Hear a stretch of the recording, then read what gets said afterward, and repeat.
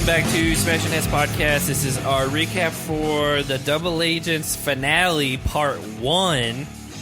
My name is Zach. I'm joined by my wife, Hannah. Hey, what's up? Best friend, Jake. How's everybody doing tonight? So I have to get up in less than 6 hours. Yeah. Well, let's get the show on the road. So if I move this bad boy along, do not be upset. So if you're listening to this, if you're listening to this and the finale part 2 has not aired yet,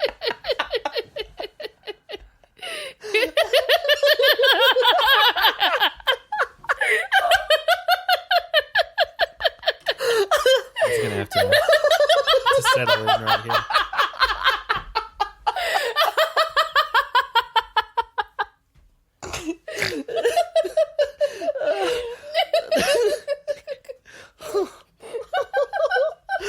This is not a good opening to the show. No one knows anything that's happening. Oh, my sides hurt. Okay, I'm good. If you're listening to this and you have not seen the finale part 2, that means you're part of our Patreon, because what we're doing is we're putting Justice part 1 up on Patreon, and then part 2 is going to be recorded next week when it airs. We're so don't stop it. We're so sorry. You're getting flustered. I'm not. I'm just trying to get into the show. We want it too. Yeah, it sure sounds like it. Yeah. You ever have a giggle fit? That, and like sometimes people don't have to try to be funny. You are being so funny. And I'm not even laughing at you. I'm laughing at Jake. I'm sorry. Well, you're the one that's like, I want to move it along, which, by the way, we have not been recording for the last 10 minutes, specifically because of you two. We were supposed to start before that. But he had a whole long giggle fit before I even started laughing. I think I'm okay. Well, this what our plan is this is going up on Patreon, and if you're hearing it now and you're not part of our Patreon, that means part 2 of the finale is aired. And so we're just making one big podcast for all the main feed listeners, but we're putting this part 1 up on Patreon as a standalone. Then they'll get part 2 whenever it airs. And then we're recording All Stars episode 3 tomorrow. So again, we're trying to do things a little bit different. Give our Patreon a little bit more incentives. Again, they get all these ad free. They get a lot of other stuff. So patreon.com/SmashingHeads podcast. You guys got anything to add to that? Merch. She always loves the merch. I love when people take pictures in or with their merch and tag us on social medias because it's so fun to look at. So, smashingheadspodcast.com/store. Yeah, and that'll take you right to it. I know that Wes should have received all of his stuff that he got. Wes Bergman. Yeah, I mean, I think people who listen would assume that, considering he was our last interview, but... this we're going to get into this finale because this is going to end up being a really long podcast for all the main feed listeners, because it's going to be both parts back to back, and then I guess from there the reunion and stuff will be its own thing, because that's a thing. So I don't want to waste any more time, because time is so precious for you all. You say you don't want to waste any more time. I would argue this has been our shortest opening. It has been. Probably and it would have over been a year. Yeah. You saying it like that does not negate the fact that I was trying to move the show along. Okay, well, did you know that Corey has had 8 partners and Kim is the longest lasting partner he's had so far? Oh, let me get my notes out. Yeah, you didn't even start the show off right. It's fine. I'm jumping the guns. You got that right. And we're diving headfirst into the deep end of the pool of this episode because time is so precious. And you can't swim. That's not... I can keep myself alive. The first, 25 minutes of this episode... was so boring. Was pointless. The first thing in the episode you got to bring up was they played Joan Jett, which is the theme song to the Freaks and Geeks TV show. They also played... That's what it was. Yeah. Poison. They my did. Namesake, your Bret namesake. Michaels. Yeah, they went... They just, again, other than Freaks and Geeks theme song, which I know it's a song outside of that, Corey has 8 partners. They immediately go into the Bubble Club. And then in there, it's just like, wow, can you believe we're going to go to a final? Yeah. You Nani called it the Dome. Everything I got. Nani called it the dome. I don't. Donnie's The ice dome. She called it the ice dome. She still said dome. We did get poison, which is James. Yes, Jake's namesake. James. And then the only really things that came up in there was CT tells Amber B, he's like, I'll take care of everything. You just run. And I was like, that's actually a pretty smart plan because CT knows what it takes. As long as she can keep up and not gas out, that's a good plan. And then Corey and Fessy are talking, and Corey's confessional is like, I just want to beat Fessy because I didn't forget about what he did to Nelson. And, even though I'm friendly with him right now, basically, I understand what I had to do to move my game along.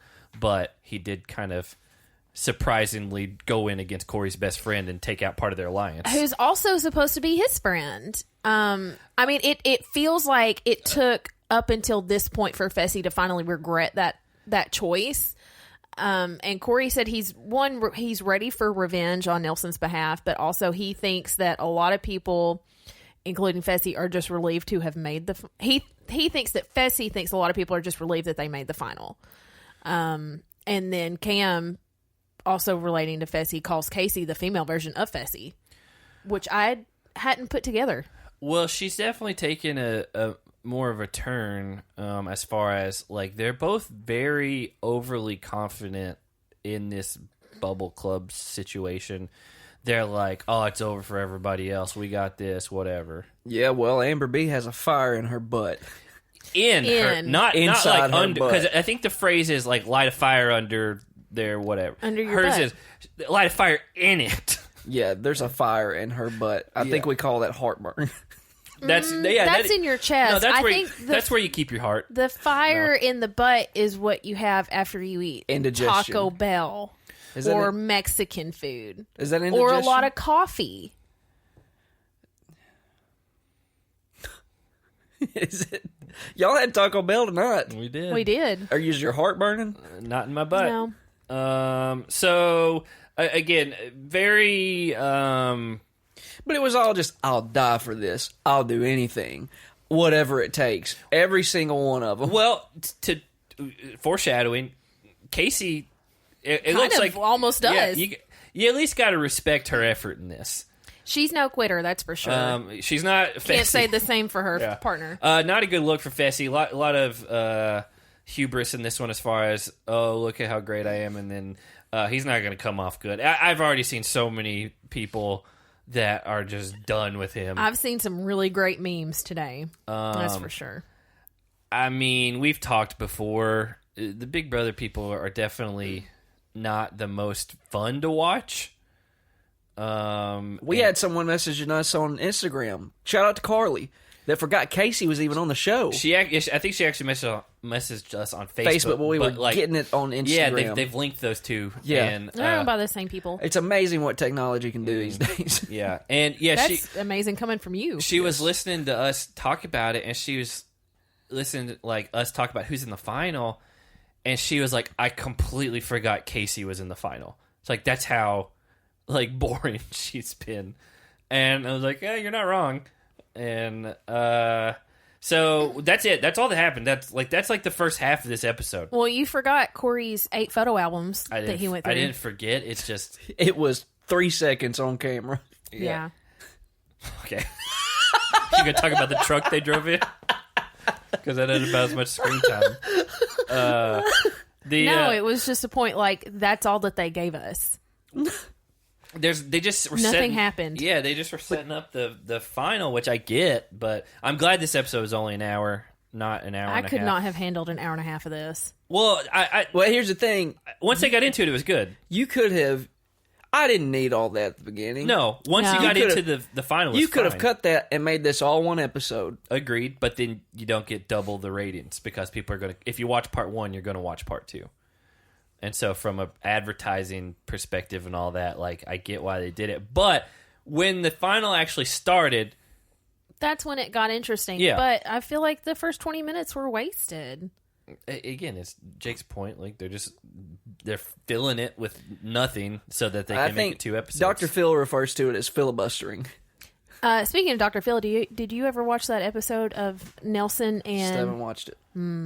It's in the queue. It's in my watch later. Is it? You've got to watch it. There's like 6 videos of them from his show. Yeah. So we get to the final mission. We find out the slowest team after day 1 is eliminated immediately. Third place then gets 0. Second place splits $100,000, and then first place splits. First place splits. They split $900,000, and so that pretty much does away with any theories of dissolving partnerships or anything like that. Yeah, which I was kind of hoping that the partnerships would disappear. You know, I don't necessarily have a feeling one way or the other, especially after. I mean, I think no one realistically expected what happened in this episode to happen, right? Like, no one thought Amber B was going to be the runaway. You know what? But shout out to her, because there were points where CT did have to keep up with her. Yeah. He's she turned around and called at him, and he's like, I'm coming. We thought it was a joke when she said that CT will have to keep up with her, but you know what? Credit where credit is due.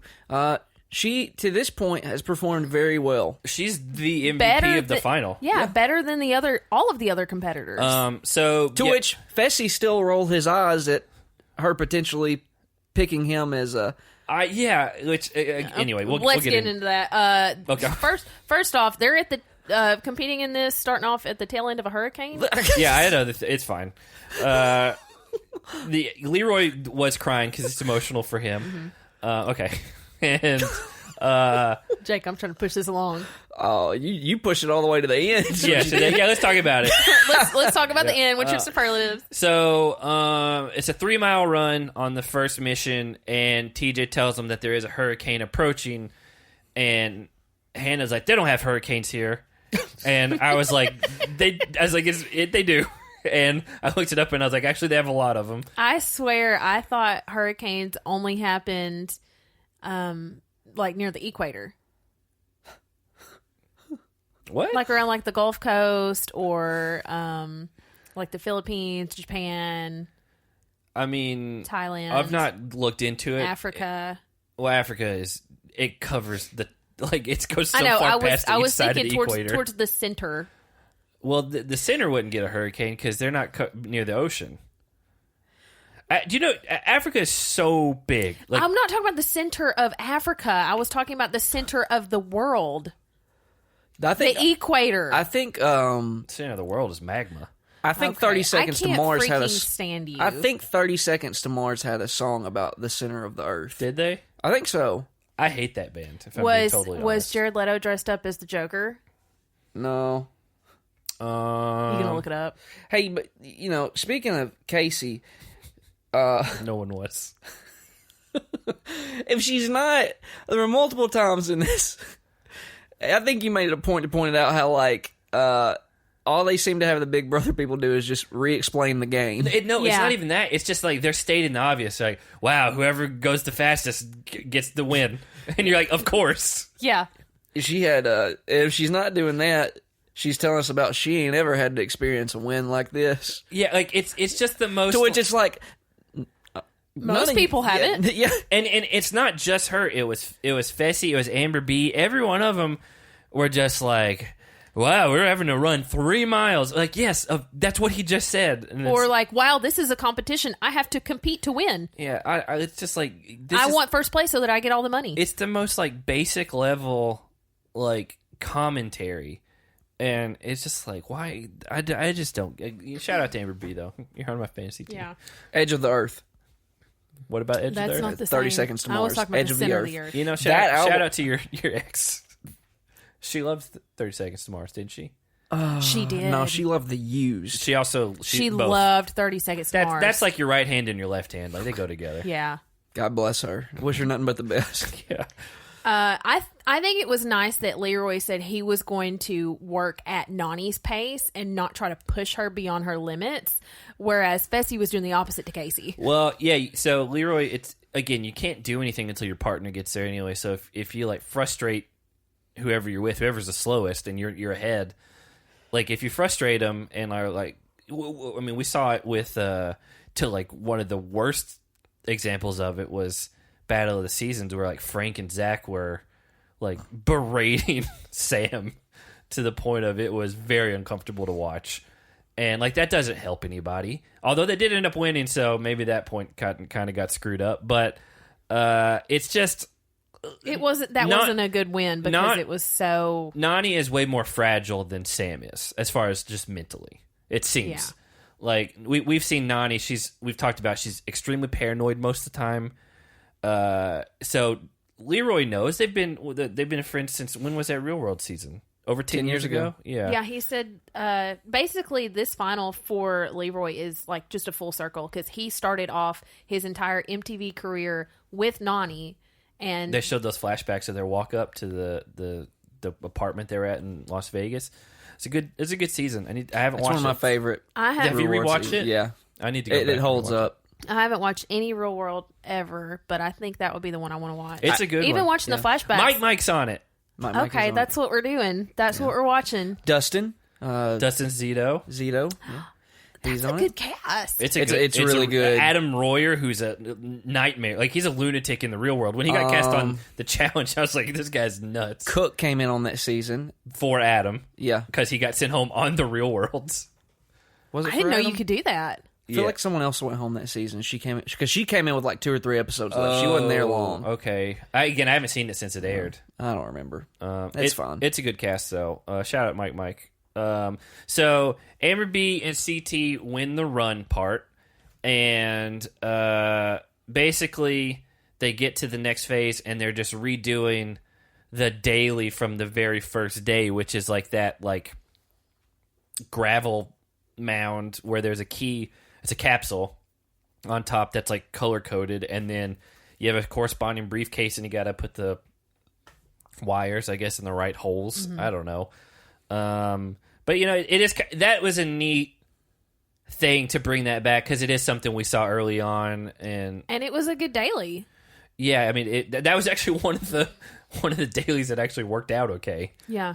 So they do that. For some reason, TJ doesn't have an air horn, so he just yells at everybody. I was worried he was like destroying his vocal cords. We ain't ever heard him yell like that. Well, it made me feel weird. The weird thing is, on the next phase of the thing, he had an air horn. Maybe they wanted him to try yelling, and then the producers were like, "Oh my gosh, he's going to destroy his voice. He won't be able to talk for the rest of the final." You can't yell over a hurricane. They went and got an air horn. Maybe that was the problem. Is that maybe the air horn was ineffective because of the hurricane? I feel like a voice is way harder to hear than an air horn. But does an air horn does it work in a hurricane? I can't prove that it does, but I have a pretty good belief that it does. Yeah. Yeah, but physics. Okay. So they run up the hill, they get the thing, everyone's reading. They're being kind of normal about it, like holding on to it. And when one person's done, they just kind of let it go and whatever. And then Fessy comes out of nowhere. He tries starting a fight with CT. Yeah, he's just like straight up being a dick about it.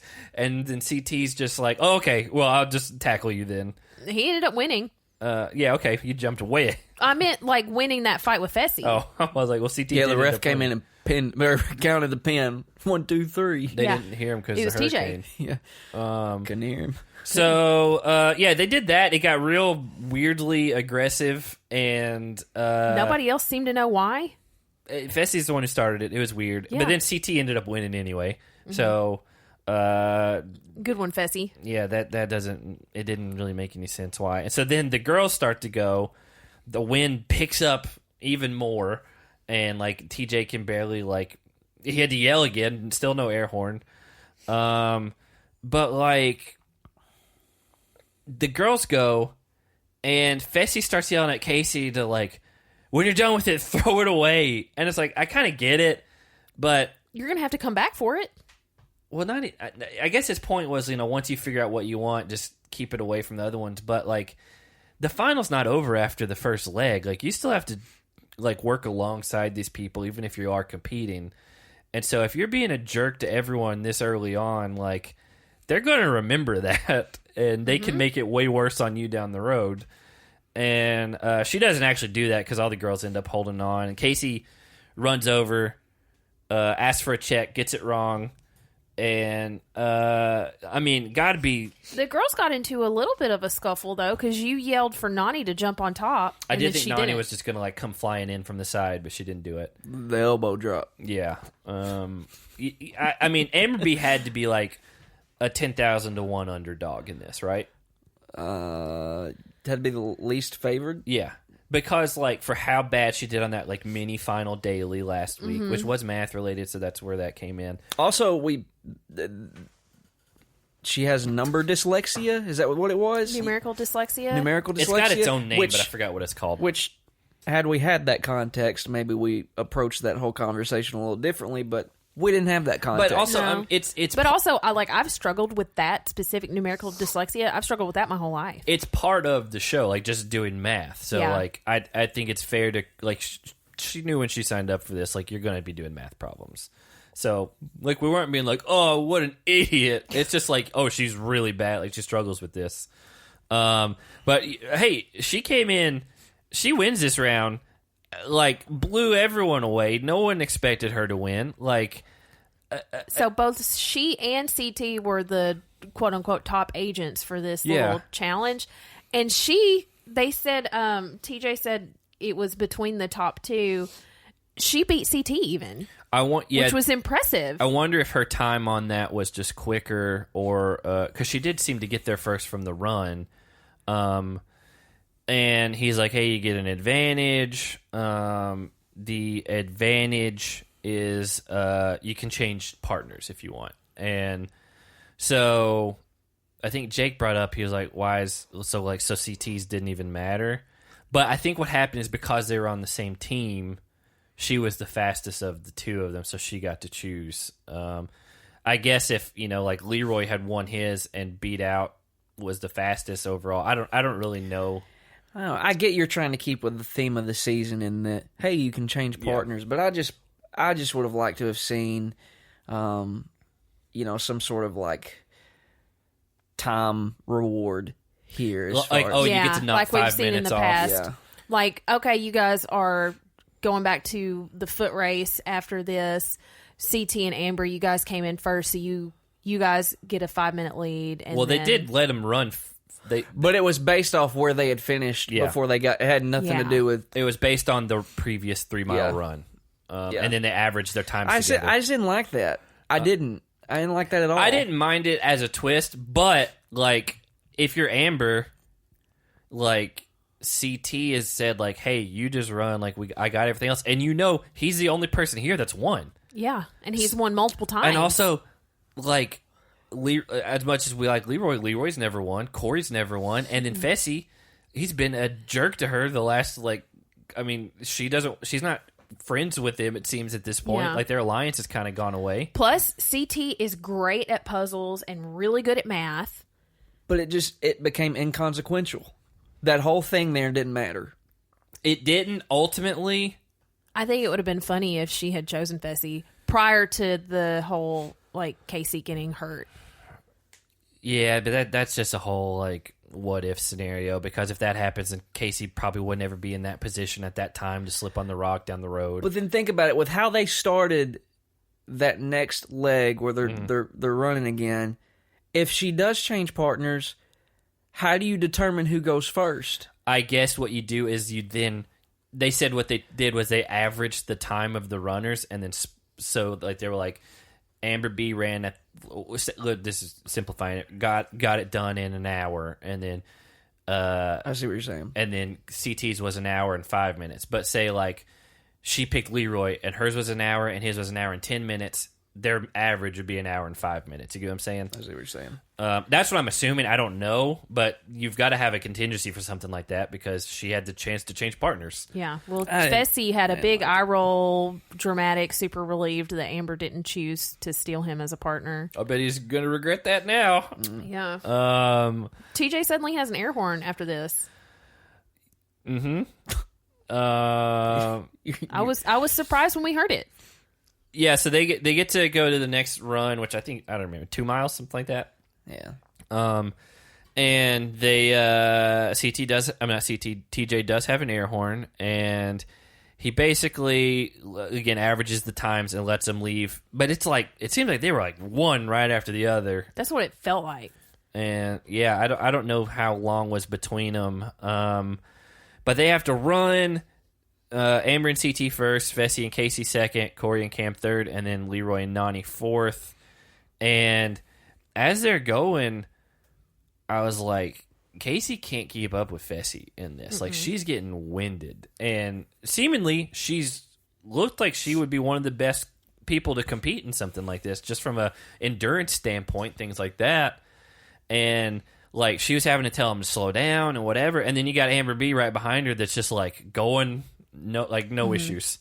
Well, Fessy ends up, I guess he just gets frustrated or just thinks it doesn't matter if he waits on Casey or not, but he like catches up to CT and Amber B and just passes them, and CT's like, you have to realize it's a marathon, not a sprint. Yeah. Which I think is a good point, which is probably why CT has won these before. He knows what it takes. He knows how long this is going to go. Also, like, CT knows, and if you're thinking long term, like, there's a day 2. Like, it doesn't... Yeah, don't exhaust yourself on day 1. The main thing is just don't get eliminated in day 1.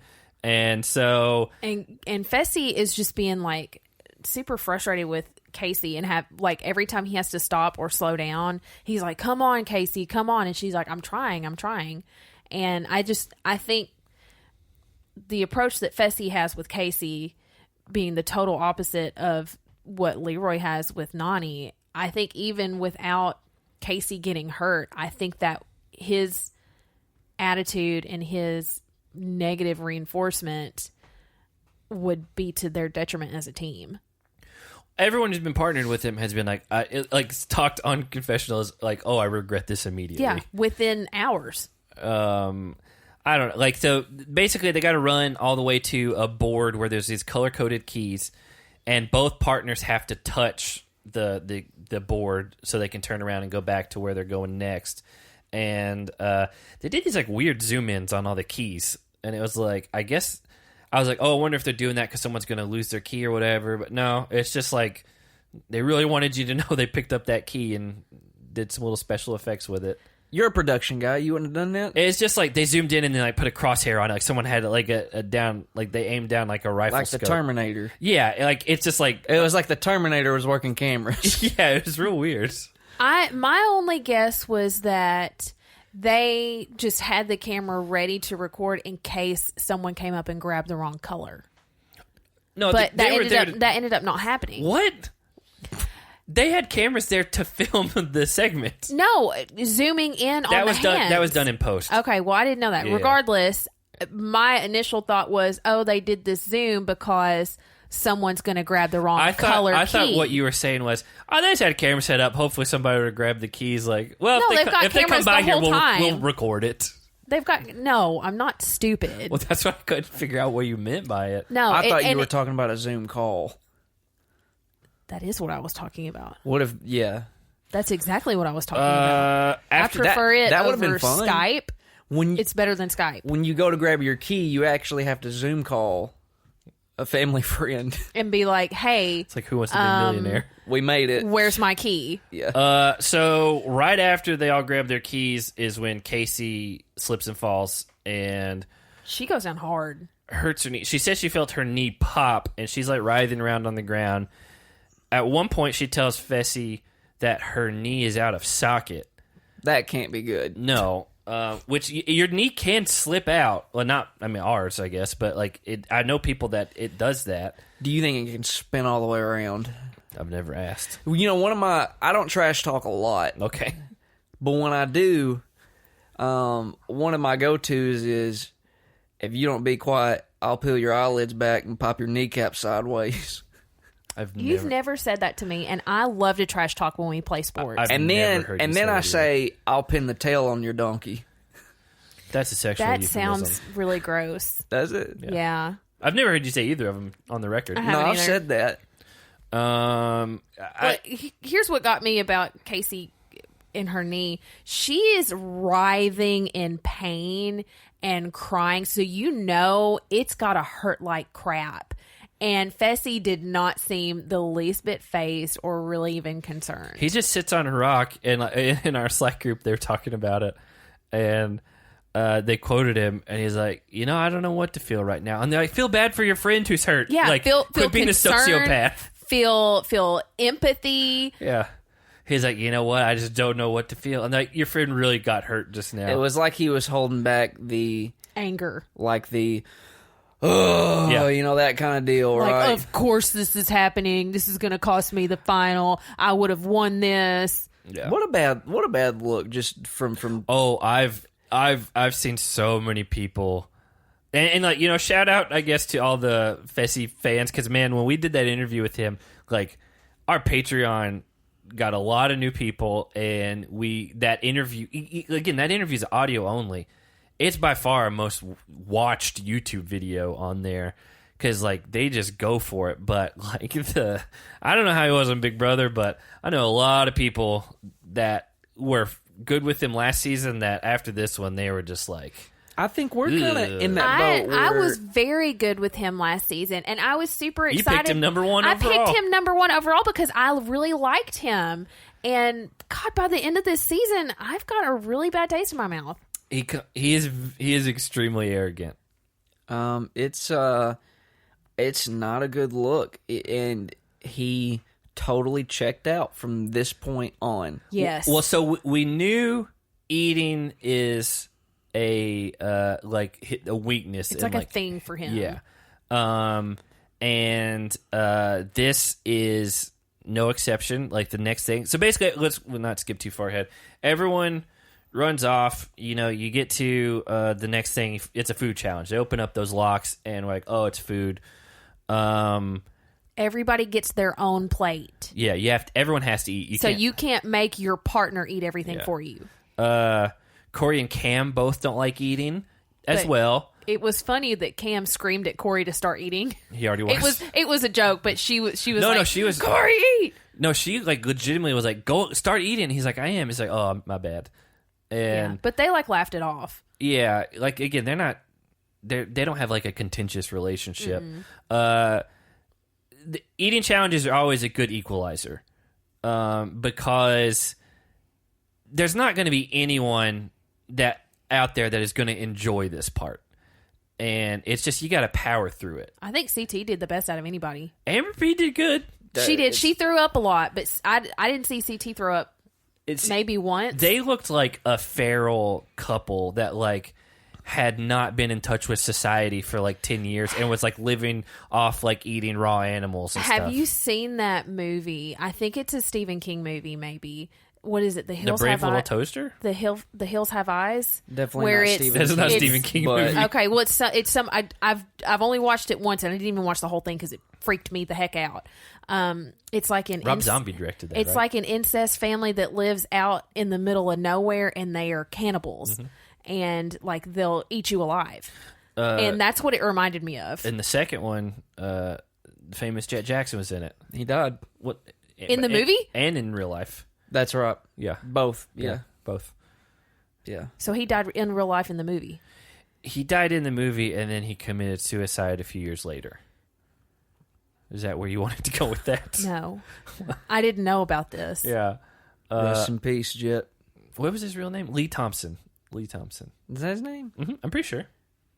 You guys might want to look that up. Anyway, is someone going to get upset about it? Amber B, covered in blood from the nose down. She looked like one of those crazy people from The Hills Have Eyes. Yeah, like and it scared me. They looked like they were just like. You're right. Lee Thompson. Yeah, I knew it was. Hey, the movie's underrated. Let me be honest with you. The famous Jet Jackson movie. The Hills Have Eyes. The Hills Have Eyes is underrated. I don't remember. I haven't seen the movie since it first aired on Disney Channel. Not bad. It's not bad. Is it on Disney Plus? I'm assuming. I don't think any Jet Jackson content's on Disney Plus, which is wild. That's surprising. They put everything on there. No, they have some. They do have some weird things that just aren't. They had a Halloween episode with Britney Spears and like a CGI hologram skeleton head. You know who made a I do know. I know where you're going with it.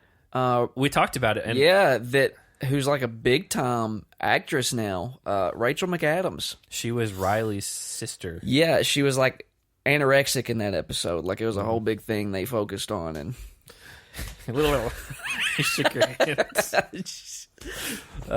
Shake no, I hands. don't want to shake your hand. Yeah, Good show. I did great. like the famous Jet Jackson as a show. Shout out riding horses, living in North Carolina, something like that. It's a good concept for a knows? show. Anyway, food challenge. Corey, we knew he was going to throw up. The main thing was we just didn't want him to throw up onto his own face. Like, look up to the sky and throw up.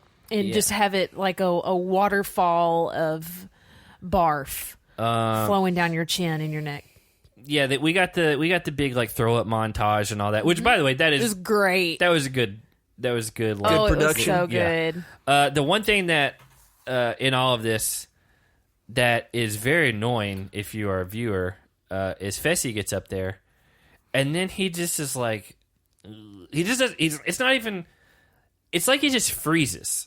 And, like, Casey just jumps right in. By the way, bandaged knee, hobbling through the gravel, falls a couple times, like, walking up there. And she's putting it away. Yeah, and Shout out to her. she's like, we got to go because we can't get eliminated because we don't have a chance at any money. Like, I'll worry about my knee later. Even this is boring, but shout out to her. Yeah. Yeah. And Fessy is just like, and, like, just doesn't need anything. And then ends up walking around.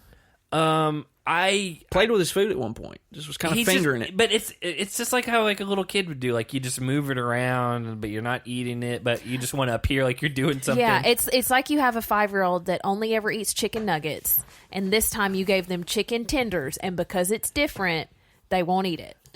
He's just being pouty. Yeah. That's what he's being. Yeah. And here's the thing, like, if Casey had not gotten hurt, he would still be doing this. I agree. He's going to use her being hurt as an excuse, but I don't he's know. gonna put all the blame on her why he didn't win this. I don't know if he'd have done it to this extent. I'll give you that. But he still would not have been like everyone else is in this. I agree. 'Cause I don't think he just would have outright not doing it. Remember when we had the food challenge when he was partnered with Anissa? Anissa got really upset with him because he wouldn't even take a bite. His thing was, I'm trying to throw it in that challenge. Without Also- likely story. Also, that's not the final. And I just don't... I do not believe had Casey not gotten injured, that Fessy would have got to those plates and been like, no. I think he may have taken like baby nibbles, but baby nipples. But I think he would still struggle. I don't think he'd be able to do it. So struggling and outright just not doing it are two different things. They are. I agree he would struggle. I think he's going to... I don't think if Casey wasn't hurt, I don't think he would try very hard. If there's a middle ground to between eat. struggle and not doing it, he's leaning more towards the not doing it than the struggling part. Guys, the thing, again, the big meme that's going around on like the Twitter and stuff is I saw this. they show a picture of Fessy and then they have the person wiping off the glasses and then they show it's really Jeyyy from Jenna season who DQ'd on a food challenge is like, because I can't do he it. wouldn't I eat can't. it. But said he can't do it, not that he wouldn't do it. I think Fessy mentally almost can't do this. So what my point being is that I actually think this is a worse look for Fessy than it was for Jeyyy. Yeah, because no one expected Jeyyy to do anything, and Jeyyy did. But no one expected Jeyyy to even make the final. But Jeyyy at least tried. He did try. He did. Yeah. He took He a few tried. bites and then he threw up a couple times and then he quit. He tried to drink and then he cried to Jen. He's like, I can't do it. This is just an outright, he ain't doing it. Yeah, I agree with that, and I think he would have tried, but I don't think. He is banking on Casey getting medically DQ'd and them not being able to proceed anyway. And then he can just be like, and well, he's going to use this as an excuse, saying Casey cost him the final because she was hurt, and there was no point in him trying to eat any of this food and making himself sick if they weren't going to get any further in the game. And Casey powering through makes it look so much worse. Yeah. yeah. And she's Because asking him to keep eating. And he's because like, if- why does it matter? If anyone doesn't have any incentive to eat, it's her. It's her. Yeah, but her whole thing is, I'm not quitting. I will. She said, die for this, and she's like, if we don't do this, then we for sure have zero chance at the money. Yeah. Worst case, maybe I can like rest up overnight and get going because he's like, they're going to DQ you, and she's like, they haven't yet. No, like, they bandaged her up and let her go. Yeah, like I'm trying to think who in the Slack group. I think it was Greg talking about it because he knows all these things. Greg knows everything. Because someone brought up because Fessy's background is Muslim and they do not eat pork, and they gave him some sort of I don't know if it was during this challenge because I don't remember everything they ate, if I'm being totally honest. And there's some sort of testicles. I think there was bull testicles. There was blood of some sort. There was like a sheep's face. There is haggis, or there's something like that's the sabotage, which we'll get to in a minute. But I'm trying to find where they were talking about it in the Slack group. It's probably the Eastern Standard Time discussion thread. So basically, they gave him made sure he didn't have to eat pork products, which because again you don't. That's a whole nother line. Yeah. But they're catering to him so that he can... Well, that was Greg's point. He's like, in the past, they've never done that before because they've had other people, which again, it's not religious reasons, but they had people who were vegans and stuff, and they're too bad. Like, you got to do it. Yeah. And there was somebody else, which was early on season, and I can't find it, the exact quote, but... I'm trying to see if I can figure it out on here. I don't know. I can't find it right now. I remember reading it last night after we watched the episode. But someone else, like, they basically, early on in the challenge run, did have some sort of, like, conscious objection to a certain type of food. And they were like, too bad. And it's just, Fessy was not going... This gives him a very... what's the word? Convenient avenue to be like, well, it's out of my control. Because if he would have lost, he's. I think we can all say we've seen this type of guy before. If he lost, there was always going to be an excuse that he would put out there. Like, well, I don't think he's the type of guy that's like, I just got beat. It would be like, well. On day 2, my legs started hurting, and then, Casey was real sad. Or, like, there's always going to be an excuse of some sort. They didn't show that I had actually bruised my foot, and it was really hard to run. It left me at a disadvantage. I've been watching Ink Master. That's a good show. Hannah and I watch that show a lot, and I don't like some of it. I don't like when they're like, human canvases and stuff. Like, that's stupid. But... I like reality competitions, and so we like that show. It got canceled. Do you remember, I think his name is Mark Matthews, second season, had the red strip.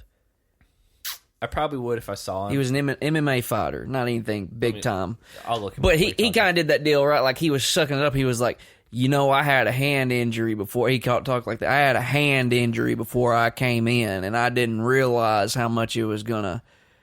Yeah, okay. Oh, yeah, sure. I remember this guy. Yeah. I don't think Hannah's watched this season. No, I don't know him. Yeah, I again, there are people. There's this archetype on a lot of reality competitions that like there's always something that's not your fault that's gonna be the reason why you don't succeed. Man, he'd cap it off with, "But you know what? I get knocked down, but every time I can guarantee I'm gonna get right back up and shove it right back in everybody's." And he never. Are you watching these on Paramount Plus? Yeah, that's what I thought. I've seen them all, but I love that show. I do too, and they canceled it, and I hope like Paramount Plus or something like renews it as like an online show. That show's a hit, man. They fired Oliver Pecker. Yeah. Peck. Well, that's his Instagram. Is his last name real Peck? Really, Pecker? His Instagram is Pecker, but it is Oliver Peck. But it's at Oliver Pecker on all of his social media. Yeah, because he had some blackface things that surfaced, and they're like, let's not go near there. Chris Muniz, I liked him from Miami. Love Chris Muniz. I like him Muniz, a lot. I said Muniz, but yeah. It's not Frankie. It's not Frankie Muniz. Oh, it should be. He should be the other host. That's the other who judge. they should bring in. Yeah. It's like 5'7". It's like, hey, you guys, I think you're doing pretty good. I'd pay extra money He should to bring see in that. his dog Skip too. My dog. That dog's for sure dead. What an awful thing to say. That movie came out in like 99. You'd be surprised. So anyway, I like that Leroy and Corey both call out Fessy for not eating, and then Leroy calls him another term for a cat. Which was not beeped out. I was surprised by that. That's not. They don't beep that out. Well, I didn't know. Also, it was. You sounded like you were 5 describing that. It's another word for a cat. Our friend Wes, not the interview Wes, but the one that's actually been on our podcast before. His daughter the other day. Oh my gosh, I forgot about his daughter's what, 5? 6? She's in 1st grade. Okay. Like Okay. 6 or She's 7. not 5. She's like 7. I'm sorry. That's so egregious. She's not old. And anyway, she told us, like, it came up somehow with her teacher. She's like, I can't say the M word. And they're like, what? Like, what can't you say? It's like the M word. And they're like, what is it? Her teacher was like, what is that And word? she goes, what the fuck? And they're like, well, first of all, that is not an M word. And then Wes had to have a meeting about that. With the teacher. Yeah, I hope he listens to this. Yeah. He does listen to this these. Which he told me the other day. He was like, it's kind of the teacher's fault for asking what it was. I do agree. If a kid tells you, hey, I can't say a word, you don't be like, what is it? What is it? What's the word? Yeah. And that dude, his kid is hilarious. Yeah. She's great. I have She's her hilarious. in one of my classes, and she's just amazing. So anyway, What I was trying to get to was, I've tried to get he just died. I know. I've tried to get to this 3 times, and you keep cutting me off. It was so just absolutely hypocritical. Did you say egregious the first time? No. Okay. I never said egregious. That's not a word that I typically use. That's Zach. Fessy, in a confessional, talks about how Casey's no quitter. And I'm like, yeah, but you kind of seem to be right now. And that was when Leroy calls him The cat. the cat. And I was like, yeah, you're watching your partner who's in immense pain just push through this and try to eat as much of this food as she can while she's like barely standing, and yet he's just gonna stand there, kind of walk around, pace a little bit, poke his food, look at it, and then watch everybody else throw up. no matter what happens, he's going to say he got a bad at it. Like, oh, I ate a lot of it. But it's like, no matter We haven't seen him take a single bite. One would say it's egregious. Not her, though. So CT and Amber finished first. They, you knew CT was going to do good in the food challenge. Like, that's not a question. But He Amber had no problem with it. Amber going at it too. Like, she just following his lead, and they finished first. And then TJ is like, "Hey, guess what? You do get an advantage. You get to sabotage someone with a dessert," in quotes. And I do like that idea. That's what he did. No. I do like that idea. The problem, they then cut to a to be continued, essentially. You have to use it on Corey and Cam. Yeah, that's You the have to. only logical answer. It doesn't make sense to use it on anyone else. I agree, especially if you think Fessy and Casey would be the only other one to consider right now. But, like, They're out. It's over. it seems like It's over. It seems like she's physically out and he's mentally out. Yes. Yeah, it's over for them. They're done. The only thing I can think of is because he's struggling so much, and this is like the nail in his coffin if you give him more gross food. I think it would be really funny. I don't think they're gonna do I it, think though. it would be a low, below the belt hit. Out of pettiness, I would very much have a hard time not doing that.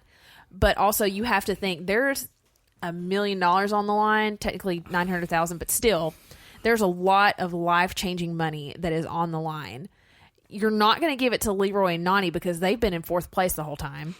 Nani's having a hard time keeping up, and obviously a lot of this is a foot race, and she just does not have the endurance for it. So she's holding Leroy back a little bit. And then with Fessy and Casey being just out, they're not your biggest competition at the moment. That only leaves Corey and Cam, and they're a very well-rounded team. They're good at endurance. They've kept up with everybody else in the running, and Cam is just as good, if not better, than CT at puzzles. No, I knew you were going with math. And then, I mean, Corey. Cam is really good. One thing about Corey is he's definitely going to throw up, but he can eat. Cam's really good. I have a hard time saying she's as good as CT just because CT's proven that he's won 3 finals. I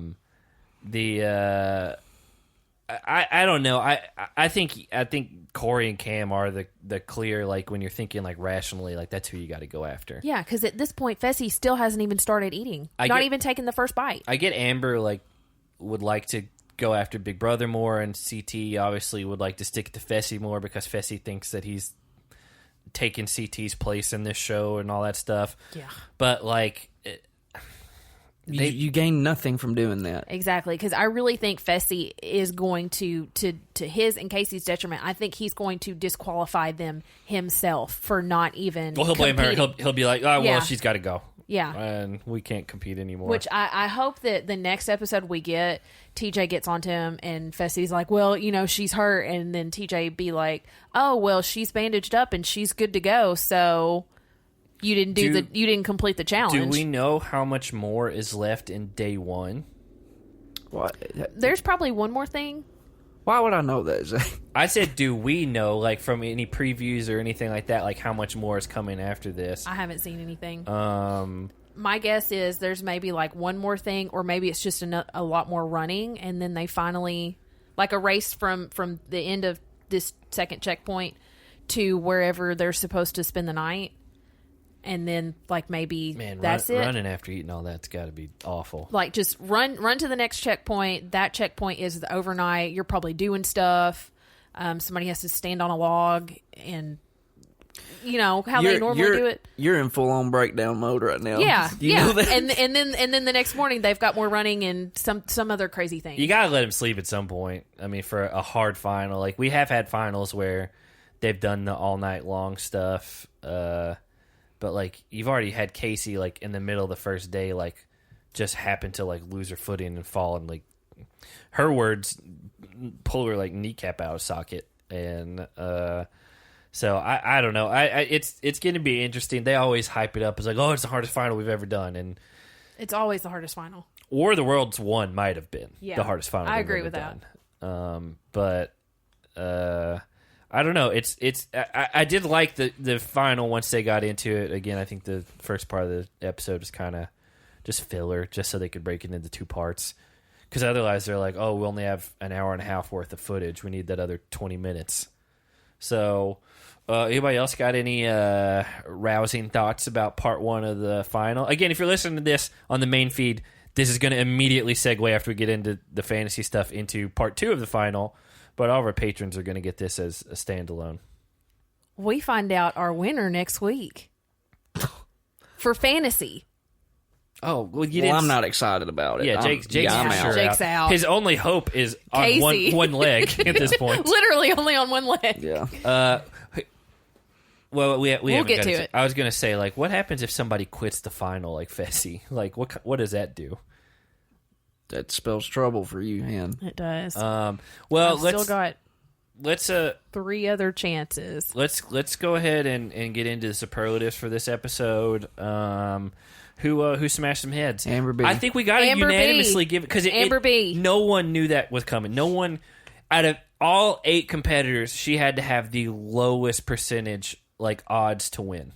She outran everybody the whole time.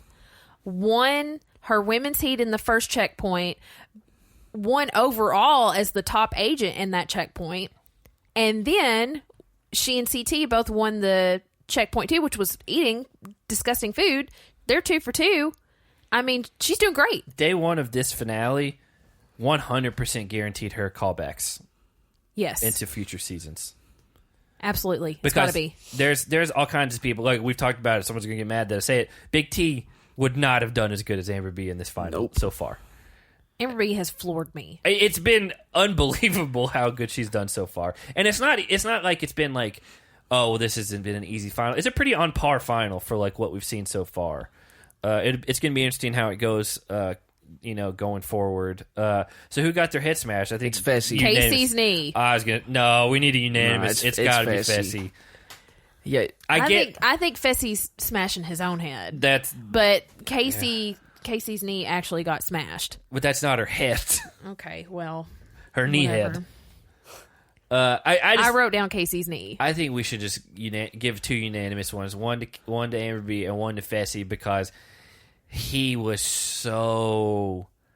This is easy. No one else is going to come close to us. We got it. Blah blah blah. And then not to mention all the stuff he said about being partnered with Amber. Yeah, and then beforehand, and then she didn't everybody. steal him as a partner, and so yeah.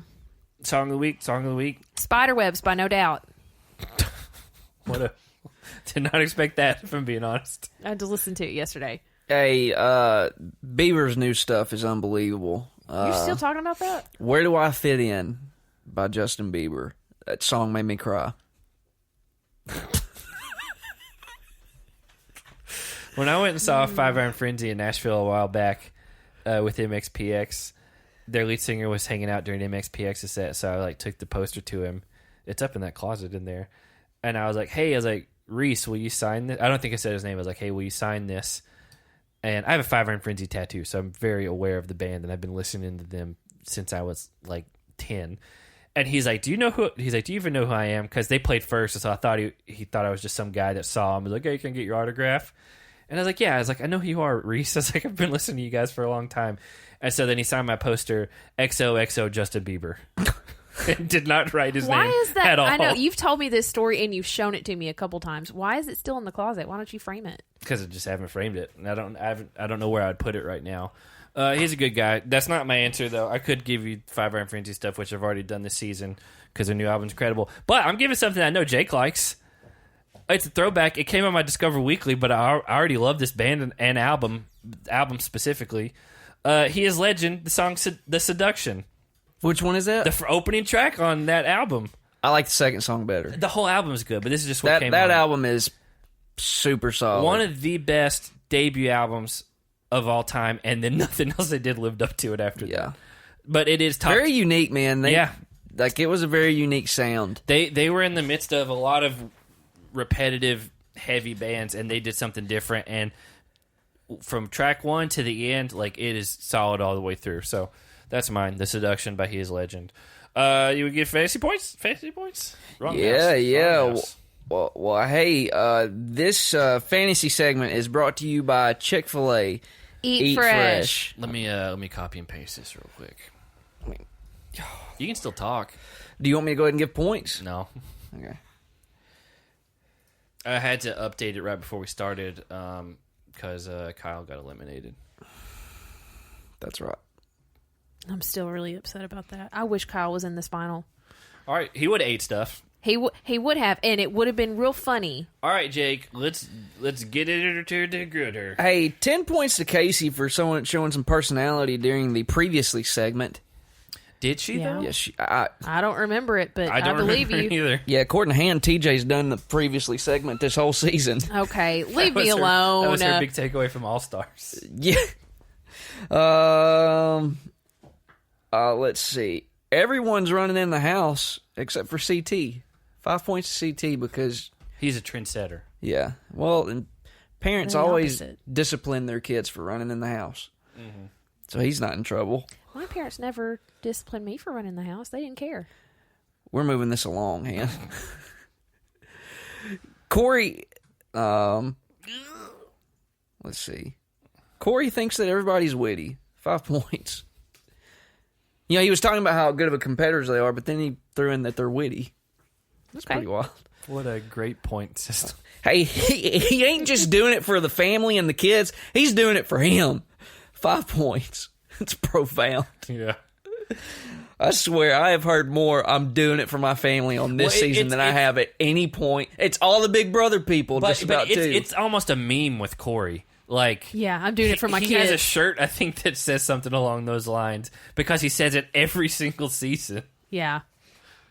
Let's see. Cam and Corey dancing.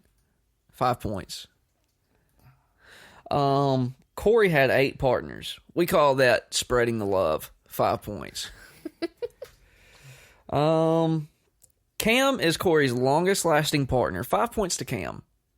Which is, it's been like 2 weeks. Leroy's going to church in that scarf and khakis. 5 points. Let's see. All the women making history. 10 points to all the women. That would be Cam. Yeah, I got Amber it. B. I know who Nani. they are. Amber B. Amber B. Casey. That's it. You sound like you had more to say after that. Cam wants to be the change. 10 points to Cam. Thanks for the Gandhi quote. Amber B has a fire in her ass. Whoops, sorry. That's just I wrote down the quote. You got to beep that. I don't want to. No, you have to. You have to. I don't have This to. is an FTK Well, and parents are going to get podcast. real upset about that. This is a children's podcast for children. You can't put in a sound effect right there. For the kids, FTK. You got the time signature? No. You're not going to do The it. time signature? Probably not. Sorry, if I do, guys. I'm going to go back and do like a Aruga. Yeah, please. Do that. Where's the time? I don't know. It's like an hour in. I don't want to think about it. Okay. I got Okay. a headache. Are you good? I got a headache. Are you okay? I got a headache. He's not okay. Fessy regrets Nelly. -5. But the Nelly move. Yeah, I got it. Not just the person. It's like, man, I really regret Nelson. No, Nani, Nelly, the musician. Nani knows that there's nothing she can't do. 5 points. This should tell you how entertaining that whole Bubble Club segment was. Casey will die for this. 5 points. You know what? Shout out to her for proving it. Yeah. Wow, Casey with the baby crying. We call that personality. 10 points because we haven't seen it all season. What'd she do? She did. They were leaving the club or something, and I think it was her and Corey, actually. They were like, wah, wah. Oh, you know what? I do remember, and I was like, this is weird. Yeah. I was like, I didn't know what was happening. I must have blocked that out of my brain because I don't remember that. Yeah. Well, Corey too, 5 points. Corey's all right with 100K. TJ was breaking down how much second place Yeah, gets. no, I got the and context of it. he said it, and Corey went, So 5 points. 5 points to Corey. Let's see. CT confirms that he'll have to keep up with Amber B. 10 points to Amber B. Oh, okay. Same difference, but yeah. Emotional Leroy, 5 points. He almost made me cry. Corey tells us we should strap in for dirtiness. 5 points. I don't remember that. A terrain built for Fessy. 5 points. CT is having to keep up with Amber B. 10 points to Amber B. Amber B is going to buy her mom a house. 5 points. That's nice. Yeah, she said her mom's never owned a house before. Please let Leroy win. 5 points. Was that just you? No, he said that. Please let me win. Okay. Let's see. Checkpoint 1 winners, CT and Amber B, 10 points each. Oh, great. Casey's giving us another explanation of how the game works. -5. Let's see. CT wins the Orb on the Hill challenge. 25. I think it was a capsule. Let's see. Oh my goodness, we're in a hurricane. Amber B, 5 points. Casey ain't ever had to experience a wind like this. -5. Amber B at one point snatched that orb out of Casey's hands. an 5 orb. points. It's not an orb. An orb is like a circle, like a sphere or a ball. Casey got it wrong. -5. And Amber B wins. 25. And she's the top agent. 10 points. Oh, I figured it'd be more than that, if I'm being honest. 10. You're saying that because I'm going to beat you. I think 10's right. But she's sticking with CT. 5 points to CT. Because he got picked. Oh no, Casey's injured. -5. CT's sorry, but he's not sorry. 5 points. You know, they played really peppy music during her injury, which that's a negative 5 I thought that right was there. super weird. Yeah, negative 5 to They Casey. played Running Up That Hill, which I don't know the original artist. I just know Placebo's version of that song. Leroy is most familiar with testicles, 5 points. To Cam, this is just a gourmet meal, 5 points. CT thinks it's weak sauce that everybody is struggling. Negative 5 to everybody except for CT. Hold on. That's going to take me That's a minute. everybody but CT. Yeah, even Amber? Yeah, he said it's weak sauce. But she wasn't struggling. Well, I'm giving you his words. You know what? All right. He said it, not me. He sure did. So that's You'll have to take that up with CT. That's first negative to Amber. This episode. Let's see. Casey's still going. What a trooper. 10 points. Zach said it. Amber B looks like a maniac. 5 points. Thanks for putting my quote in there. There goes Corey yakking again. Negative 5. Fessy even eating? Negative 5. Fessy was saying double negatives a lot. He said, "We still don't win, no way." Negative 5. He needs to go back to school. Yeah. Grammar school. Casey's not a quitter. 10 points. But Fessy is. Negative 10. I agree with that. Let's see. Leroy called Fessy a cat. 10 points to Leroy. Negative 5 to Fessy. Boy, Amber B dodged a bullet being partners with Fessy. 5 to Amber B. And 10 points to CT and Amber B for being the Checkpoint 2 winners. And that, ladies and gentlemen, is your fantasy segment of the week, brought to you by none other than Chick-fil-A. Eat fresh. Eat fresh. But right now, we're going to take a break. Boy, and that one took a minute. We are back. Again, Not that to segment... them. It is instantaneous for them. our segment has been brought to you by Chick-fil-A. Eat fresh. Eat fresh. So here's the reason why it took a minute. On our Google Docs spreadsheet that I do every week to keep up with the points and all that, for some reason, I think we recorded very late last week. I did not update the final totals for the season. And so we went back and listened. I re-added everything up on my end for last week. And then I went back while we were waiting, and we all listened. And some of the math that I did last week was not correct. Well, you've never been known for your math skills, Zach. Wrong. That's Wrong. okay. I won a medal for math before. Yeah, and he kept it in my car for a while so he could just pick it up and show it off. No. I stand corrected. Yes, It's got you a do. purple ribbon. Or sit, rather. So the math last week was incorrect. So we went back and they all went through it with me. They may not have been paying attention, but I went through the whole process out loud with them. I can't believe Paul didn't correct you on that. Yeah, I don't think anyone's doing the math with this, but actually the standing after last week, I had Hannah getting like 600 and something points. That's not correct. Not correct. She got 495. And I triple checked that math. So Hannah, as of last week, sits at 1,235 points. I sit at 1,325. Because when I did it, I was like, man, it's like she really jumped ahead, even though she's only got one more player in the final than me. And then Jake, you got an even 100 because Casey got you 95, even though you gave her 100 for making the final, and then Darrell from the grave got you 5.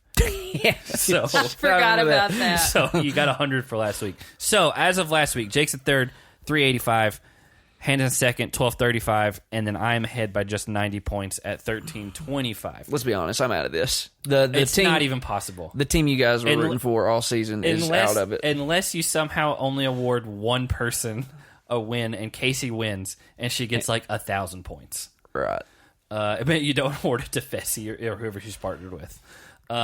So this week, Hannah ends up with only 35 for the week. Oh! Fessy got you negative 30, and then wrong mouse. From there, Corey got you 25, Cam got you 30, and Nani got you 10. Not a big week. For me, though, Uh-oh. CT, Wait, how many did I get? 35 total. Because Fessy got you a negative 30. Fessy got negative 30. Here we go. It cancels the 30 and the negative 30 cancel out, so you have 25 plus 10. Okay. Great. It just didn't sound right. It's right. So now you sit at 1270. I got 60 from CT, 25 from Leroy, and then 110 from Amber B. Wow. So 195 for the week. I'm at 1520. And Jake, you got 25 from Casey. I had almost as many points as Han. And I got one person. Yeah, you're 10 less. So that's where we're at now. I'm going to go ahead and actually update this so I don't have to redo all this math next week. So Hannah is at 1270. I'm at 1520. And then Jake, you finally made it into the 600s. Yeah, boy. Let's go. Yeah. I'm proud of you. So again, anyone who was stat checking us, you didn't do a good job because my math was very wrong last week, but I caught it and we worked it out. And I did it in front of them, so it is very above board. They were on. It wasn't anything sneaky. No, but also you could be doing the math, writing it down, workshopping it out in front of me, and I still wouldn't know what you're doing. Quite frankly, Zach, I don't care at this point because my team You're out is of it. my team is done. So I need someone else listening to check his math. Yes, because he could just be running around with it. I wouldn't know any better. Yeah, I'm running around with it. Jake's not paying attention. While you're scaring her, sneaking around corners, you've got these points here. You're workshopping. Yeah. Speaking of which, I got something to tell you guys about me being scared. Okay, that's not weird at all. No, there you go. It's not. It's fine. We're going to end the show. Guys, if you're listening to this now, you're on Patreon. You'll hear it next week. Jake's got to teach in a couple hours. Patreon.com/SmashingHeads podcast. Check that out. And I'm not going to plug anything else, but we'll be back with you guys later. Actually, tomorrow for All Stars. Yep. Have a good night, everyone.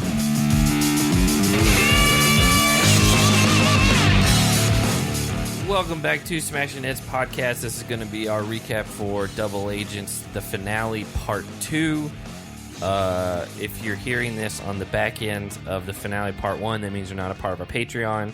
But as always, my name is Zach, and I'm joined by my wife, Hannah. Hey, what's up? And my best friend, Jake. How's everybody doing tonight? Okay. We wasn't even a question that time. It was a statement. Yeah, it was a statement. It was more, I guess, just you just throwing it out there. It was, affirmation. Yeah, maybe affirmation. But the sun's out, so it's really not even. It's not tonight yet. Hey, sun's out, guns out. Yeah, I did just get done at the gym, so yeah. Like I said when I opened, if you're part of our Patreon, you heard part 1 of the finale, which was last week's episode. Shout out, we got a lot of new patrons, by the way.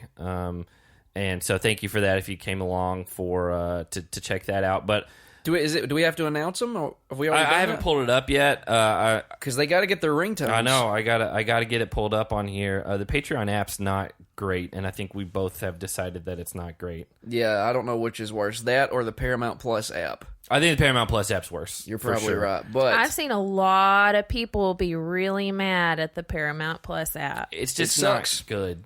Like, it's got a lot of good stuff on it, but the user interface and stuff is really terrible. I've seen some of our patrons in our Slack group talk about how they pay for Paramount Plus to not have advertisements, and then suddenly, like in the last week or two, they've suddenly started getting like commercials and advertisements in the middle of their shows. And so also heard their customer service sucks from another patron, and I was like, oh dang, that's really not good. Last?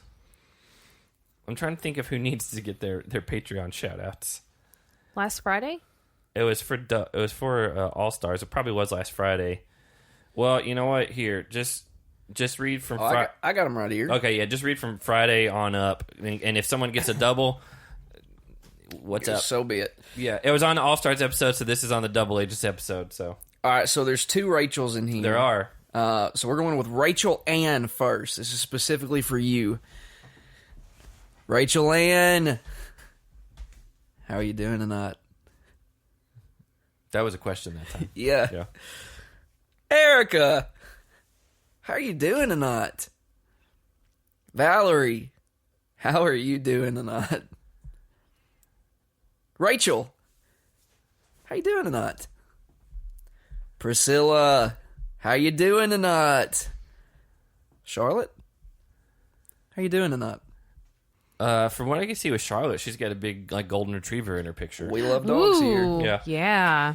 We believe in dogs. Yeah, we do believe in dogs. They're real to us. Yeah, again, we put that up on Patreon. We wanted to get it out there, and this is gonna be like a mega pod for all of the main feed listeners. And so it's just something we wanted to get it out to our patrons early, and then just do the finale as one big thing for the main feed. Do we know if it's a 1-part, 2-part reunion? I think it's 1 part. I hope it's not 2. Probably 1 part. Never a fan of the 2-part reunions. No. There's never enough stuff to really stretch it out to 2 parts, and then it's just like I don't care that much. There weren't any any hookups this season, like Fessy and Gabby, kind of. Other than they that, just kissed. Nothing. The preview seemed to indicate there's going to be a lot of heat thrown onto Fessy. Oh, deservedly so. And a lot of Fessy deflecting. Yeah. So I can't. For as much as I hate watching the reunion shows, after seeing those clips, I'm like, oh, I kind of want to watch this. I want to see what they say to him and what he says. Think of how much fun a guy like Devin's going to have with that. Oh, yeah. Oh, my gosh. Yeah, he absolutely. already hates Big Brother. Yeah. And, we actually were watching last night, and at one point, I told you guys, I was like, you know what? Say what we want about Josh. Like, Josh would have ate in that final. Yeah. He would have eaten. He would have thrown up a lot, but he would have eaten without complaint. He would have done it. I believe he would have even gone as far to throw Casey on his back. I was about to say carry Casey. He would have carried Casey. Because we've seen that in other seasons. I don't know. We got a lot to get into. Let me say final thoughts. Josh, he's not going to quit. He would not have quit. That I agree with. I agree with that. But anyway, patreon.com/SmashNeds podcast. I think this weekend we're going to try to record something specifically for Patreon. So if that's something you're interested in, come along, check it out. We have a lot of fun on there, especially our Slack group, which is in the Bloodlines tier and things like that. So other than that, smashnetspodcast.com/store is our merch page. And again, I think we said it in the All-Stars recap, but you might have seen Wes wearing one of our shirts for his last week All-Star recap, which we have not watched All-Stars as of recording. It came out early this morning.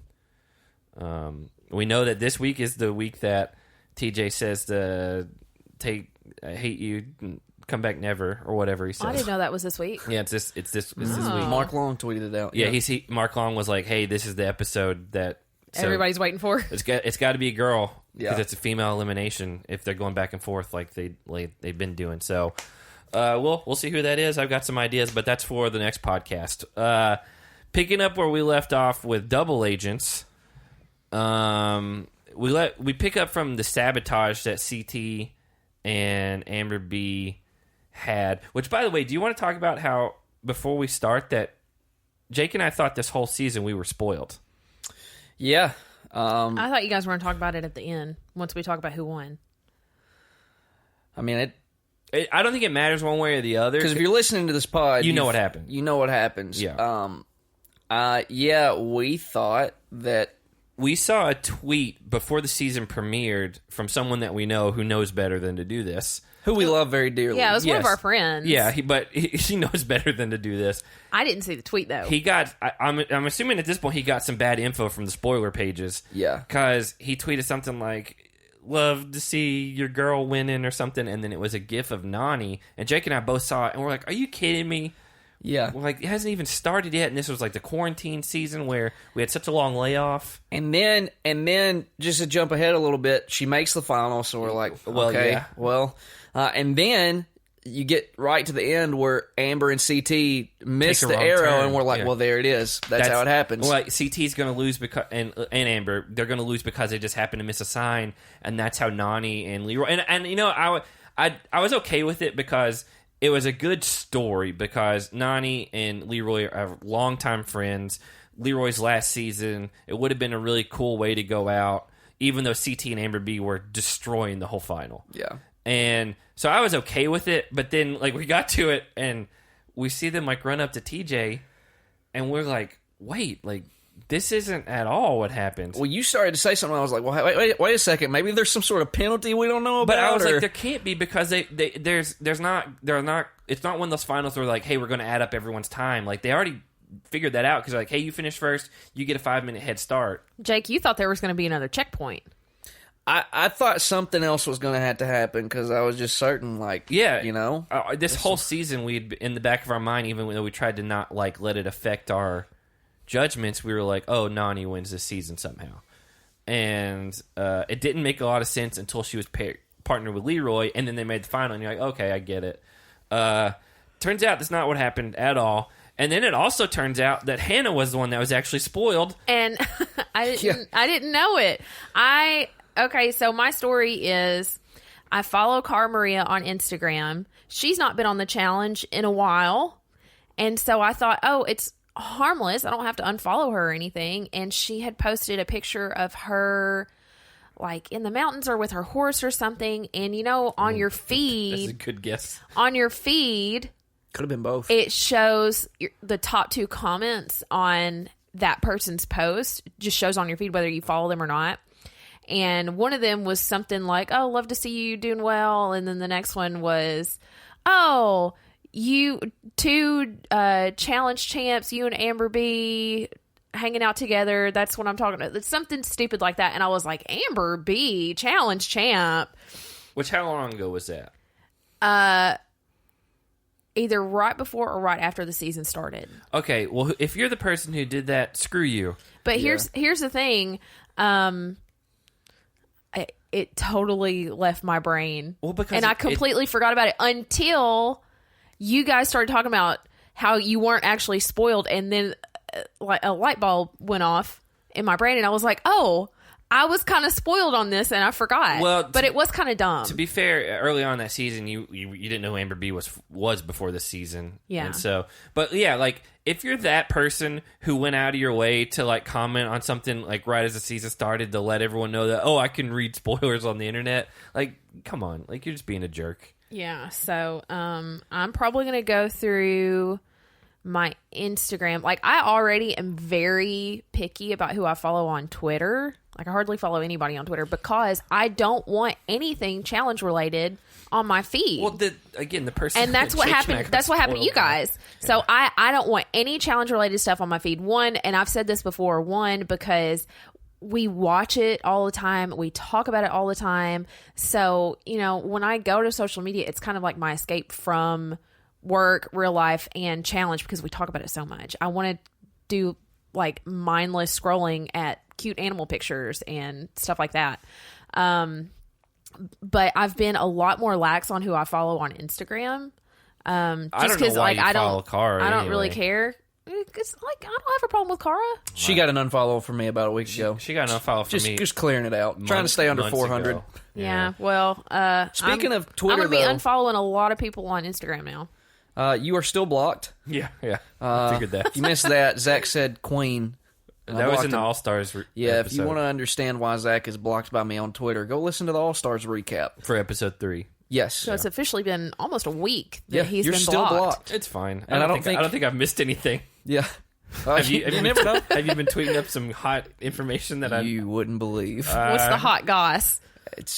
I've been spilling secrets about you that you wouldn't believe. You're known as a T account, that's for sure. That's right. I'm known as a Zach T account. Hey, your new handle is Jack. Jack. Yeah, it's just at Jack. It's Jake Tingle. Yeah. Tingle. What did Hannah say in the last recording that we were all like, don't ever say that again? Did you king? Call you called. Yeah, that's somebody. what started the queen thing. Yeah. She's like, he's a king that we love to say. And I was like, that is awful. Yeah. And that started the whole conversation about calling people kings and queens and how uncomfortable it is. That's why I'm blocked on Twitter from Jake. So we get into actually where we left off with double agents, and they do what we said they should do. Right? Yeah, the smart move. But the thing is, though, in the back of my head, I was like, well, if Nany wins, is this what's going to cost them because they didn't give it to the right person? Yeah. And so that got me all confused on all this. But yeah, we all agreed in our Slack group. Everyone's like, you got to give it to Cam and Corey. They're right behind There's you. nobody else to give it to, but because And then Fessy's mentally checked out, they know he's not doing anything Cam and Corey else. did end up in second. Yeah. At the end. So it was the right call for sure. Cam was really upset about it. She's like, I don't know why you gave it to us. And I was like, I know exactly why you guys are in second place. That's what makes sense. You don't give it to the third or fourth place person. Not even just that, but Cam's whole mission for the first half of this season, which by the way started on like December 9th, was to go after CT and make a vendetta against him because he didn't team up with her from the beginning. And so like she's gone after CT throughout this season, and it's like, why are you upset about this? It's for $900,000. Yeah. Like, I mean, I get that you wouldn't want it to happen, but if she was in the same situation where they were in first and CT and Amber B were in second, she would have given it right to them. She's not giving it to Leroy. And so, I don't know. It didn't really make much sense to me. So, Leroy and Nany finished their food second. And then they run to checkpoint 3, which is the kayak thing. And so CT and Amber B are already there. Then Cam and Corey finished. I mean, it may have not happened in that order, but that's the way it played out on what we saw. And I put finish, but it changed it to Dena, Dinah, like it's a last name, and I don't know what that means. So I think Alan Aguirre tweeted that in like 9 of the last 16 finals, there's been kayaking of some sort. And he's like, hey... That's less than I thought. I mean, it's over 50%. Yeah, but I thought it was more than that. I mean, he said there's not been hardly any swimming in a final. And he was just like, hey, if you're coming on the challenge, you might want to brush up on kayaking or, canoeing or something before you come on, because it is a way that they've made it like, even some seasons it's been like, oh, you have to kayak for like 10 miles and it's like long distance. This wasn't long distance, but it was traversing, tethering something to the back and then coming back to the other side. And I didn't realize it had been on that many seasons. Well, when it came to the kayaking part, my one question was, is CT the only person in this final that has ever kayaked? Because that's kind of what it seemed like. And I guess to me, it was a little frustrating to watch because, like, kayaking is not that hard, but also we live in the South, and that's what people do in the summer. I love kayaking. I love kayaking. It's one of my favorite things to do. I feel like we'd have done well, Han. We would have. I feel like Amber B didn't know what she was doing for sure. You would think Nany and Leroy would have had to do it at some point in one of the finals they were on, unless they just somehow missed it. Again, I don't know what seasons it was on for sure. But yeah, it is interesting that they go to that more than they go to just straight swimming in a final. But that water would have been freezing where they were at. Still, Yeah. I mean, they were just doing these shallow little paddles Even Leroy, where they like, were skimming the water. barely breaking the surface. And I'm like, no, you got to dig it deep in. Well, and then also Leroy and Nany didn't understand how to turn. And I think Nany was actually right with what she was saying. It's like, if we need to go right, we need to Paddle on the this right way. side. And you would paddle on the left and someone would put their thing in on the right to turn it to, like, you know what I'm saying? You got to be in the... I have to be in the water. Yeah. You paddle, if you want to turn right, you paddle on the left side really hard, and you might have someone else just stick their paddle straight down in the water as kind of like a swivel point. Oh, I'm so good at that. You know what I'm talking about? I'm a good swiveler. I don't think that's the correct term, but that's just what came to mind when I said it. I prefer to just kayak by myself. I don't like when Okay. somebody else is in there with me. But then that's we would have frustrating. done a great job. We would have done fantastic. We would have done better than them for sure. Yeah, absolutely. Just because, like, Now the endurance part, I don't know how long they went. That's a whole nother thing. But it didn't seem like this season was that long of a distance. we need to start planning our kayak trips this summer. I agree, but maybe the distance wasn't so much to worry about, but it was the current. what you had to traverse. Yeah, there were waves and stuff, which is not what we have ever done it in. We do like rivers. Yeah, it's not on the ocean. Which honestly, that's probably we'll get to in a second. Leroy and I don't know how to turn. They then flip over again in the cold water. And then they cut back to Fessy and Casey, who are still at the eating challenge. Casey's still putting away food. And it looks like she probably is eating part of Fessy's. Well, I didn't know they could do that. But I guess she probably just gave up. But TJ walks over to talk with them. And before he even says anything, Casey pipes up. She's like, we're almost finished. Which, not quite. But I think she was just desperate to stay in the game. But if TJ's coming over there to tell you something, you know you're probably in trouble. Yeah, and they were playing Boys Don't Cry by The Cure, which was really funny because you just get this montage of, like, Fessy just pouting. And Literally pouting. Yeah, and, like, it was so at one point he uncomfortable. sits on a rock and just pouts. And and then, like, long quote, several questions from TJ because he didn't get an answer. TJ's like, Fessy, what's up? Do you want to continue or no? And he says, yeah. And then he says, you're still in this, but if you take too much longer, you'll time out. The game's not over. And Fessy's totally checked out for a minute. Like, he's really thinking about it or just not listening. Well, and I think some of that actually was done in post. And then he says, yeah. But I was for sure he was going to say no. Like, my partner's hurt. What's the point? He wants to be DQ'd so bad so he can say, oh, I didn't quit. But my partner tore up her knee, and that's why we exactly what he did. Yeah, I know. Yeah. But I mean, that's what he wanted. So when TJ was like, do you want to continue? And he's like, yeah. And then TJ literally says, well, then go continue. Yeah. And he didn't really. I like that TJ made him start eating, and right before they finished, he timed them out. Yeah. I mean, so honestly, the reason they probably got timed out was one, because they had seen Fessy's not going to eat. And also, Casey's hurt, you put them together. But two, like, it was getting dark when they were kind of going across that water, and it's probably not safe to have people who are not used to kayaking and stuff on an ocean or even an inlet of some sort. With a hurricane coming, which makes the In the current dark. crazy. Yeah, and so, like, they're like, hey, you can't, there's no way you can catch up. We got to DQ you. Well, and one team was going to get eliminated at the end of the day Exactly. anyway, and Yeah. there was no way. No. And they were so far behind. But Fessy, he's forever going to say, we would have won that, but my partner got hurt. But Yeah. she still was going. And here was my argument. Once they got to the kayaking, I said, you don't have to have a knee to eat the food. And then once you get to the kayaking, you don't have to have your legs for that either. You're sitting in the kayak.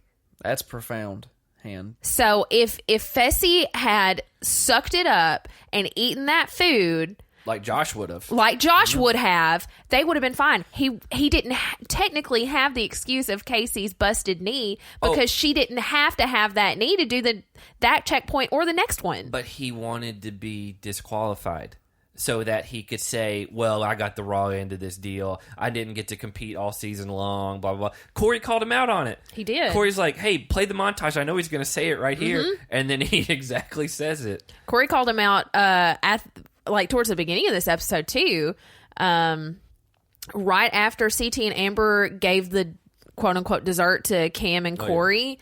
Or Corey, Fessy still hadn't started eating at that point, and Corey said, it's in a little confessional, he's like, Fessy, it's time to push your pride to the side and start eating. Well, it's not even like, even when Fessy would like attempt to eat, it immediately would just spit it back out. Like it didn't look like he ever chewed it up down. or swallowed anything. And like, it was funny that they chose Karma Chameleon by the Culture Club to play when they got disqualified, because you pointed out earlier on in the season, Fessy's like, oh, that's just karma, and like, it's just a generic quote. Oh, I didn't even think about that. Yeah. And so like, he had been talking this whole time. Karma. Everybody's got karma coming to them. And then this happens, and during this, Fessy got on Instagram and posted a picture of him and Casey, and it was some Drake lyrics, which I didn't realize it was Drake lyrics, but he said, they scream out our failures and whisper our accomplishments, 100. And it's like, nah, man, you just didn't eat and you got disqualified. Yep. And it's the reunion's gonna be a crap show. Like, everyone's gonna call him out about it, rightfully so. And I can't wait. He's gonna deflect the whole time. Our friend Polly got on there because someone tweeted at, they brought Polly into it for some reason, and they're like, who's a bigger like flop on the challenge? Is it Fessy or Pauly? Fessy. And Pauly was like, CT didn't win his first season for 8 years, and he's like, so when I come back, like I'll win whatever. And I was like, that's technically true. I was like, but CT would have been an odds-on favorite for a lot of those. He just got disqualified or sent home for whatever reason. For fighting. Yeah, he would have won, especially the team challenges. He would have won for sure. But I was like, this is not a shot at Pauly. I was like, Pauly would have. There's a difference in checking out mentally because you don't want to do something, and then your body failing to where you pass out. If that were Pauly, he would have ate. Pauly would have eaten. Food. Yeah, like it's not. Pauly would have been like Casey and tried to eat his partner's food too. Yeah. Would have given her a piggyback ride. 100%. Look at us defending Pauly so Josh, hard. No, it's you guys. Look at you guys defending Pauly. I think it feels weird. More than anything, it is an indictment on Fessy that we're like, oh, all of these other people would have just done it.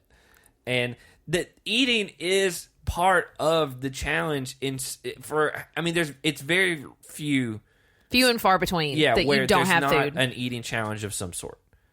And we actually had it. We had it in a daily and in the final this season. And he didn't do it either time. It's a mental thing, and so like you've got to be strong in that too. And he's just not, and they're going to tear him apart at that finale. I mean, the reunion. Look, we've had him on the show. It was good to have him on, but he looks like a real chump for this. It is almost unbelievable the turn publicly he's had from one season to the next. I mean, he started off on a bad foot this season when he double-crossed Nelson. Not even that. He was mad to be partnered with Anissa and like all this stuff from the beginning, and then everybody that was partnered with him hated him. And it's almost like it was written for like wrestling, where they're like, oh, we're just going to make this guy a villain now. But it's not. He just is doing it himself. He did it himself. Yeah. And it's wild. Because, I mean, like when we interviewed him, like we all were like, this good guy is a really great competitor. Hannah took him number one in our fantasy thing. I did. I was excited about him this season. And, man. Won't be taking him number one next season, will I you? sure won't. No way. I feel like... No way. I should have taken CT or Corey. I took CT. Yeah. I mean, I got Corey as my third pick, but... Man, it's wild how quickly... Cause, like, no offense to anyone that listens to us that's a huge Fessy fan, because I know there are a lot of them, or there were. We got, like, when we did that interview, we got a lot of new patrons that were specifically Fessy fans, whatever, and that's fine. It is wild what we've seen this season, and I would be curious to know if you guys who are big fans of Fessy going into the challenge last year and so on, like, does he come off bad, or is this what you expected? Because for us, it's night and day from last season to this season. Mm-hmm. Yeah, it feels like we're watching a totally different person, and... I don't know. It's just weird. It's disappointing. This was just such a poor showing. Yeah, it's a poor showing, and you can't negate that. I do think the final kind of saved the season, though, as far as watchability. It was a good. Yeah, final. especially the last few weeks. A lull, and then it was a good way to go out. But so CT and Amber B finished the checkpoint 3 first, which is the kayaking thing, and then Leroy and Nany finish as soon as Cam and Corey get there. And so Leroy and Nany are in second going forward. And then Cam and Corey seemed to finish it pretty quickly. It could have been the editing thing, but, they just got through it fast. And then they go to checkpoint 4, which was down in that, like, glacier cave. And basically TJ says you have to complete your equation before you can rest.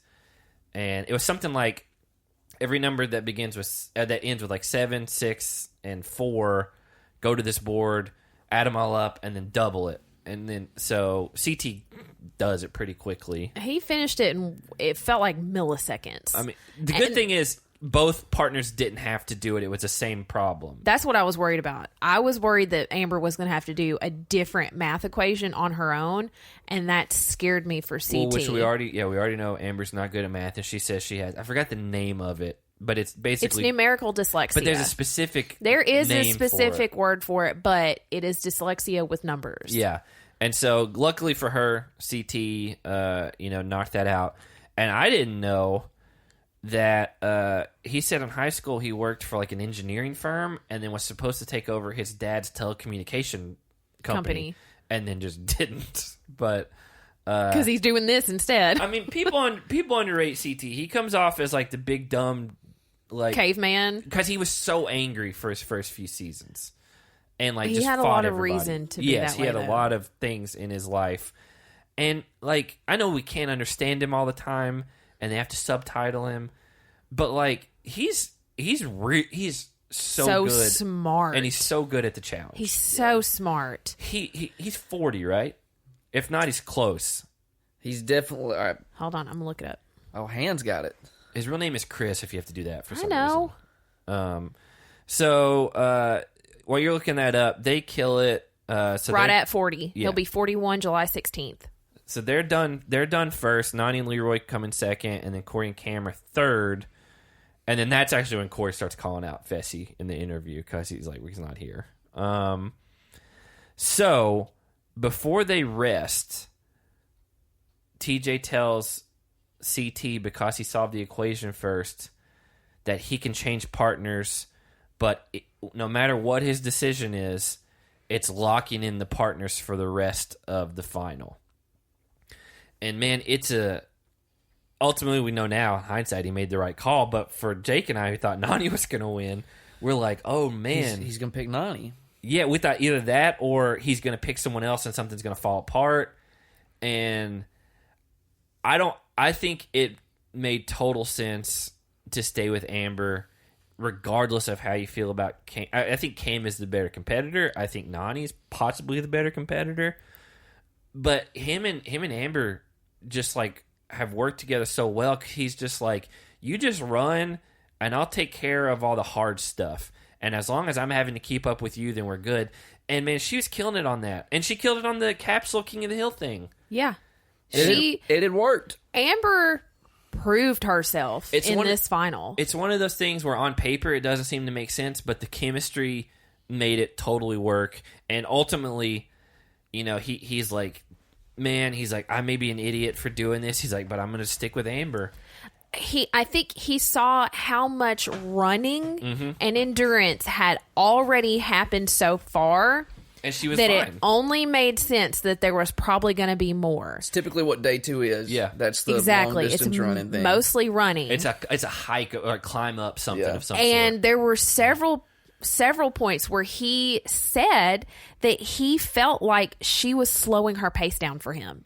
Yeah, and which is major. Which again, if you're CT and you know how to do all the puzzles and the math and all that stuff, but your weakness would be like the pace of it. Like just having someone who can outpace you. So you're not slowing down for them. And you're not worried about that. Like that's perfect for him. And like I think we joked about it when somebody called, I think it's Fess or whatever, said Amber B was Rookie of the Year like 2-3 weeks ago. Well, she definitely is now. Yeah, she definitely is Oh, now. yeah. And Absolutely. I wonder if they recorded those confessionals after the season Separately. was over or not. Well, I know they were separate, but I meant like after this, he knew that she won. But I mean, she's clearly the Rookie of the Year now. And this was not just a matter of CT carrying her. No, Like she very much did her part. yeah, because we have seen finals where literally partners carried other partners. Yeah. and it wasn't it wasn't Landon pushing Carly up a mountain. Yeah. And like Amber B held her own. She didn't do the puzzles and math part, but she competed and like what was it, War of the Worlds and stuff for like Georgia and Maddie, and then like just passed out in the first leg of it because they were biking. Yeah, like the desert. I mean, Amber B is not a lot of things, but you give her some endurance running, like she's gonna kill it. Yeah. And so, man, And which I think bodes well for her because now she's going to be recognized as someone you want in a final. yeah, for sure. Now, again, Alan brought it up on Twitter. Aguirre again, who writes for Medium. I saw this. I think I saw what you're about to. He was like, great for Amber B. She get it. He's like, ultimately, it's bad for the challenge because she brings no storylines and also doesn't seem to be good at anything but finals. I did say that Yeah. at the end of the episode. I said, she may not do well at the daily stuff, but I said she's definitely made for a final specifically. She had 2 of the worst hall brawls. Not her fault. That's what they gave her. the hall brawls against the two smallest girls on the show, which she did win, so good for her. But like, I think we all agreed if she would have gone up against basically anyone else in the house, she would have lost in those hall brawls. She wasn't particularly good at dailies, and so like again, it may be one of those things though that they saw how she performed in this final, and if it's another partner season of some sort or a team, they may hold to keep her around, not throw her into an elimination because she can keep up with it. Because this wasn't an easy final. No.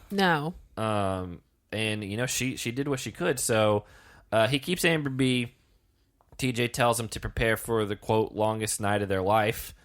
And basically, first place gets a geothermal sleeping bag, so made for like sub-degrees, like sub-zero temperatures and stuff like that. And it's like completely It's one of those weatherproof. mummy sleeping bags. The second place team, which was Leroy and Nani, get a waterproof duvet because they're dripping water on them in the glacier. Well, the production's not doing it. The cave is just wet. I mean, I didn't mean You said they're dripping water on them. Somebody was like up somebody top has sprinkling water. somebody has a watering It's like can. after you wash your hands, you're just letting it ring over the top of them. But the third place, Corey and Cam, they just got a wool blanket, and when they showed it, like, it's not a good blanket. And so that's going to get wet. That's going to get like miserable. And That's the thing we've been saying for a while with these finals is where's the misery? Perfect example, Final Reckoning. They get to the overnight part of it. They're drinking wine. It was they're a house full of They're basically an pizza. Airbnb. They had pizza and wine, and we're like, this is not a final. Yeah. Like, come on. And so yeah, that happens, and they get As soon as they started was one of my favorite things that happened this episode to pass the time. So like 3 of them get to sleep, and the other 3 have to stay up and hold the capsule. hold the heavy capsule, which I don't remember what you called it in the last episode. What did At the top of the hill, he called it the sphere or the ball or something. In order to pass the time, because I mean they're going to be there for a long time. Corey decides to start impersonating Fessy. Yeah, And it was so funny because he like basically there's just a circle of people talking crap about. He had it like verbatim when he was quoting Fessy. He's like, "Oh, I would have won this final if it weren't for my partner busting up her knee." And then they played the interview from Fessy, and that's exactly what he said. Yeah, it's again, it was for like the first while. It was just them all just like, this guy talks so much crap. And again, go back a couple episodes where he starts calling out CT in that club and is like, "You're so old, you've not won anything recently." And CT was like, "Hold on," it's like, all my wins are within like the last like 10 years. And it's just man, it's hubris at its finest. Like, Fessy came in thinking that he was going to dominate this, and not even. So let's say hypothetically, Casey's not hurt. I still think they would have finished last at the eating part for sure, if finished at all. Yeah. I don't know. And like if you think back on it, Casey was arguably struggling the most with the running. Yeah. Yeah, she was one of the slower paced runners. Yeah, because he was up ahead of her, and she was like, "I can't stay with you." Yeah. Which is weird because it looked like she would be built for like long-term running type stuff because she's very athletic. She was a football player for a long time. She's like a wide receiver, so she's. But then she should be a runner. Yeah, I mean, I guess that's short burst compared to like long distance running, so maybe that's different. But anyway, when they're standing in the thing, if they want to go to sleep, if they want to trade with their partner, they have to dunk their face in a bucket of ice water, which is just mean, but also really funny because you're so like at the point of exhaustion that you want to sleep, and then they make you do the one thing that's going to like shock your body and wake you up. So that's a good twist that I was in favor of. Hey, there's your misery, Jake. Yeah. It was. And what was the other finals? Like we just watched it, maybe Free Agents, where they made them bike for a certain amount of time before they could go sleep in the tents. I think there was a yeah. mileage, like they had to hit like 20-something miles on and this Nani bike. was part of that. Yeah. And like that's misery. yes. Right, And like- she was just crying. Yeah. And you just want to go to sleep so bad, and it's cold. And I mean this is pretty standard. They've done a lot of stuff where you have to stay up throughout the night or switch off with your partner. It was 28 degrees when they started. and then by the time that I'm skipping ahead a little bit, but by the time that TJ came out there, it was like 15 or lower, and so it's cold. And I didn't realize, I guess, that during this talking time, that nobody knew that other than Cam that this was Leroy's last season. I guess Nani knew. Yeah. Because he says that. I just forgot that. I guess it was a few weeks ago or whenever he first started talking about it, he said he was going to keep it on like the down low. And I guess I forgot about that. Well, it's hard because we've seen him say it so much in his confessionals. Yeah. And so he says that, and Corey's like, no way. He's like, shut up, come on. And then CT pops up out of the sleeping bag. And goes, I knew it! Yeah, he's like, you were playing so different this season. I don't know what's been mentioned more throughout this season, that this is Leroy's final season or Corey's kids. But Corey's, it's a joke. Like, he's got a shirt that's like, I'm doing this for my kids. Yeah. Negative fantasy points were involved in all that. Okay. I'm sick. Corey's at least was very tongue-in-cheek. He's self-aware about it. Yeah, well, I heard about Leroy's final season about 67 times. I think that was serious. But they didn't know it until that part of the final, and that's what's crazy, right? Is like every other confessional. It's my final season. Yeah. Another 2 confessionals down. It's my final season. Yeah, it was every episode, at least once or twice. So TJ comes in at 7 a.m. Basically, you'd be lucky to get like an hour sleep if you're in the cave down there, even with the geothermal sleeping bag. Well, Corey said he got about 20 minutes of sleep, and he thought Cam got a couple hours. Yeah, maybe. It's just miserable conditions, and they also had that crappy blanket. So TJ starts him off. It's a race up a glacier to get 2 pickaxes, and then they have to break open a block of ice, and then there's a capsule in the ice that they'll need later. And so CT and Amber B, they get a 5-minute head start because they were first place. Leroy and Nani get a 2-minute start after that, and then Cam and Corey go last after everyone's gone up. And they're running up. They have those like things you strap onto your boots that have spikes in them, so you can like climb ice, so you're stable at least. But CT and Amber B get it first. They run off, and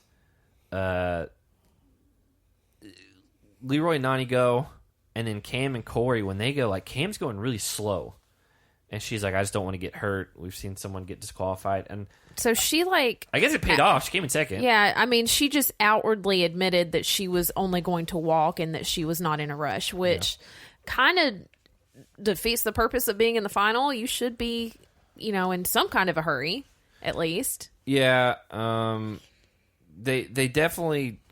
It was interesting with Cam being such a competitor to not have that like sense of urgency, especially on day 2.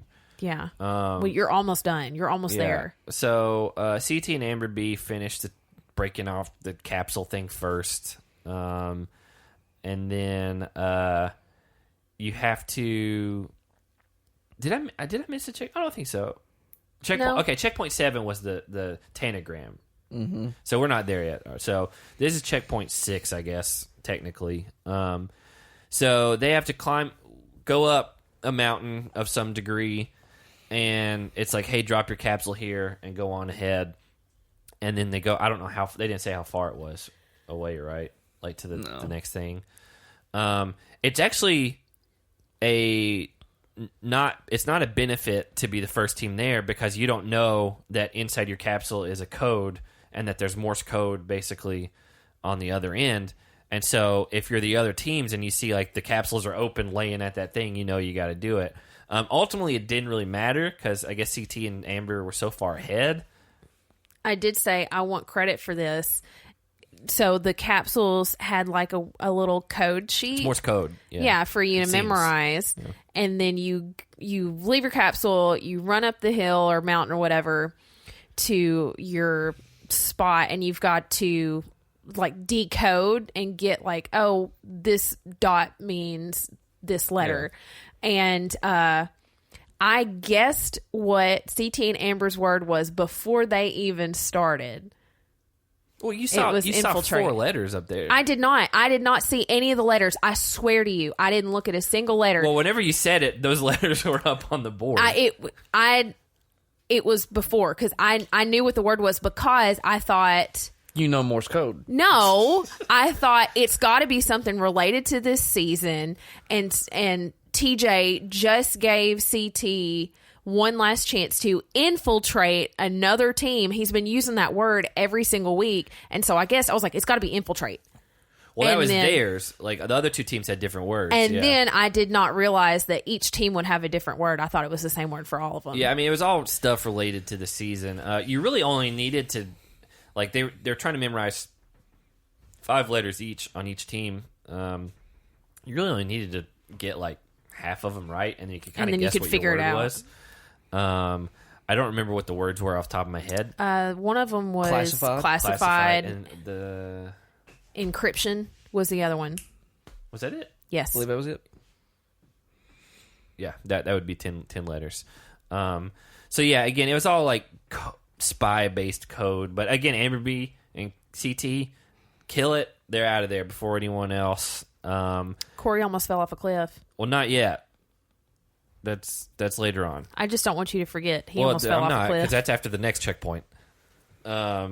So Cam and Corey are actually right behind Leroy and Nany, and they both finished their words pretty close together.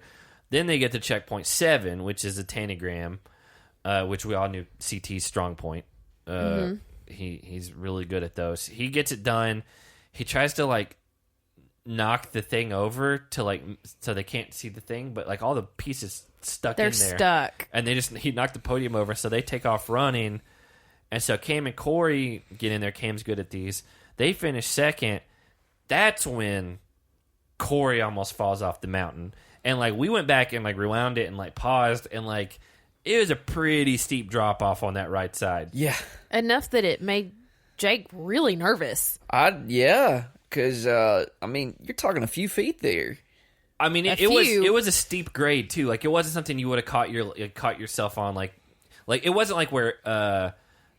Casey fell, whereas like it was like 3 feet down, and you know it's like this was like mud and moss like down that side. This was like you're about to fall off a cliff right here. Yeah, it didn't look good, and so yeah, we rewound it, and as soon as Corey got up, he put that helmet back on. Yeah. That's for sure. That you know if you're the producers and you're there, you like your heart about stopped when you saw that happen. Because you don't expect someone to just slip right there. So they fall, whatever. They're running down. And then Amber B and CT, this is where they missed the arrow. And neither one of them saw it, and so they run past it. Again, we don't know for how long. Editing could have made it look like it was a lot further down than what we thought. Mm-hmm. But this is where Jake and I thought, oh, this is where Nany and Leroy are going to win. Because they were in second at the time. And we're like, well, that's how it's going to happen. And then at some point, CT is just like, we got to go back. Like, there's nothing around here. And good, man, that's where having a guy like CT who's run a ton of these finals kind of knows how they're laid out. Mm-hmm. Like, that saved them. That is a lifesaver. Because Amber's not done anything like this before. And you know, something similar happened on, it may have been Final Reckoning, where Polly and Natalie ran off to just ran right past it. Yeah. And that probably cost them. Yeah. Because they were in the lead. Mm-hmm. And yeah, it's happened in other seasons before too. I can't remember off the top of my head. Was it the Ruins where it may happen on like where there were some arrows and somebody missed some stuff? That final is kind of a little blurry to me, but I know we watched it not that long ago. Shout out Mama Kim. She's not dead. Yeah, glad she's still alive and well. So they finally backtrack, get where they're going, and then we see them walking up to TJ, and that's when Jake and I are like, "What? Like, what's happening?" Like, because the person that tweeted the Nany stuff is someone who is up to date on the spoilers, and turns out just wrong. It was just bad info, and CT and Amber B win, which almost made that final more interesting to watch for us, for me and you. Yeah. So it definitely had a weird turn. You were totally surprised, that's for sure. Yeah, really, really surprised. So, no, I mean, this is win number 4 for CT. All modern so this isn't like the old school, oh, we're just gonna play some darts and run around and like these are all like hard finals he's won. Yeah.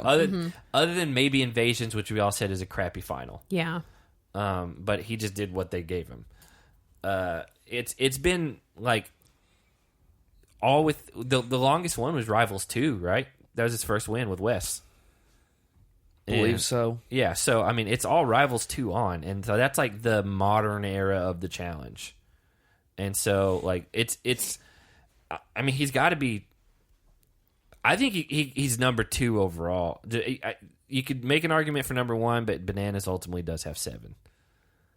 Yeah, he's. I mean, it's him and Bananas. Yeah, I don't think there's any question when you're talking about the greatest guys to compete on this show. It's him and Bananas. And we love Darrell. Darrell's won 4. Darrell won the first 4 he was ever on, and that was more or less a different era of the show. Yeah, and like I don't think it's close. I think Bananas you could go with by the numbers, but probably if you broke down Bananas wins overall, you might could take some of those away as far as like team challenges and stuff like that. But ultimately, I mean CT at 40, man, like that's a heck of a win, and it was not an easy final. And he had a rookie partner who had no idea what to do. Like going into this final, they had to have been like the like on paper, just because of Amber B, there's no way they were the favorites. Think back to the elimination where Big Tia got eliminated, and Nani got to choose between CT and Leroy. And Kyle. It was Kyle. Yeah. And by her picking Kyle as her partner, it secured CT's spot in the final. And okay. And everybody was upset about it, right? Because they're like, you handed this to the guy that's arguably the best here. Maybe Nani does win, if not for that decision, right? Because no, look, CT may well have won that elimination because it was Hall Brawl, right? I believe it was. So. Yeah, it was Fessy and Kyle. Yeah. So it probably would have been Kyle and CT going against each other, unless Fessy. Which, if that's the case, then CT wins. Unless Fessy wouldn't have thrown himself in against CT to go after Casey. So maybe it doesn't matter in the end, but. It is interesting. Yeah. Because that was the thing is like Leroy even was like, you don't want to, like, why are you letting this guy have a free ticket to the, I mean, it's not free. Like he'd earned it up to that point, but it kept him out of the last elimination. Yeah. Yeah. And, I mean, again, if you've got a chance to send a guy home that you know is good in finals, like you don't want to protect him. And so it was, It's interesting how it all played out. I think we all kind of hit a lull with this season, but I think the final definitely helped redeem it. Yeah. Yeah, it did. For sure. And because I mean, he just had so many like storyline like that, like you just brought up CT's 4th win after Fessy calling him out. Fessy completely just quitting. Essentially, he's not going to say he quit, but he did. He got disqualified because he wouldn't do it. Him and Casey both being like super arrogant about, oh, we got this, like no one's going to be close to us, and it just shows like it's a completely different game once you make it to the final. Like the challenge season is one thing. It's like playoffs and like basketball or football or whatever. Like you just got to get to the playoffs, and then anything can happen. And that's exactly what happened. It was basically, the number 1 seed went down, and it's just, I don't know. It couldn't have worked out any better. We're all fans of CT, obviously. I think we gotta give Amber her props, like we said. I don't know story wise what she's gonna be going forward. No, like I said early on, this was not a CT carried her situation. No. She very much did her part, as much as CT did his part. She outperformed the girls. She did. She just did. Yeah. All of them. And even when really? CT wasn't involved, that one-on-one daily at the beginning, she beat all of them. Yep. And it was consistent all the way through. Yep. At no point can you say that she showed weakness or whatever. Or she ate food. She threw up everywhere. She looked like a feral cave woman the rest of the day. Just blood everywhere. She helped with the puzzle, like with the stacking of the things, and like she was actually the one that showed CT, hey, this one's upside down. take these like top 3 off and let's flip it, and then they finished it. So like she did her part. Like I mean that's got to be the biggest like takeaway from this. Like, you knew CT was going to perform well. Yeah, but you don't have to worry about. But him. Amber was like the wild card. Like, how was she handle this? And I mean, she did better than every other girl in the final. She's still incredibly boring. I still think she's kind of weird. Yeah, but she killed it. Yeah. She blew my expectations out of the water. Let me ask you, why is anybody's expectations ever in the water? I like to keep mine wet. Yeah, I don't like them to be dry. No, I like nobody likes dry expectations. You I want like to wet. just keep mine really like moist, like dripping, saturated. Soak them, like a sponge. Yeah, like a sponge. Yeah. Your expectations are a sponge. Yeah, so when I can soak them up, so I can pull them out and wring them over cast members while they're sleeping. Mm-hmm. Yeah, in the cave, like a watering can. Mm-hmm. So yeah, again, great final. I think it's. I don't think any of us had a problem with anything in the final. No, like we weren't like, oh, that's stupid that they did this. I think it's a solid all around way to end the season. I am kind of looking forward to the reunion just because of all the Fessy stuff, and Devin's going to be there, and we'll see what happens going forward. But shout out to CT and Amber B. Just to make people mad who haven't been mad at us at this point, we all agreed last night. Big T couldn't have handled that final. No, if she was a CT, there's no way they would have won. No way, and he absolutely would have switched partners at any given opportunity. Yeah, and I do agree with that. And she wouldn't have won her heat of the girls in the thing. He would have won the first thing. She probably would not have won that. And he would have. And he would have been given the opportunity to switch partners. Although, and he got so much heat, but there's $900,000 on the line. You take any of them at that point. Other than that, but yeah, just got to throw that out there and if you think otherwise, it's just goofy. You're living in, again, a great person. She's a great person. Not for this though. No. I think overall it's a good season. It went from probably a mid tier to probably like a solid, like B minus, C plus, somewhere in that territory. It was fun. I think it's a good B minus. It was fun. Yeah. And so I just we had some really good memorable things. Leroy's last season, like we talked about. You won't forget that part. No, you can't. You never will. That's why it's so weird to hear the people freak out about it when they didn't know. So let's get into the superlatives. I mean, smashed heads on the count of 3. 1, it's 2, both. 3. Amber. Well, I was gonna say CT and Amber. CT's 40. He was called out by the young, like, quote, alpha males there, and he beat him.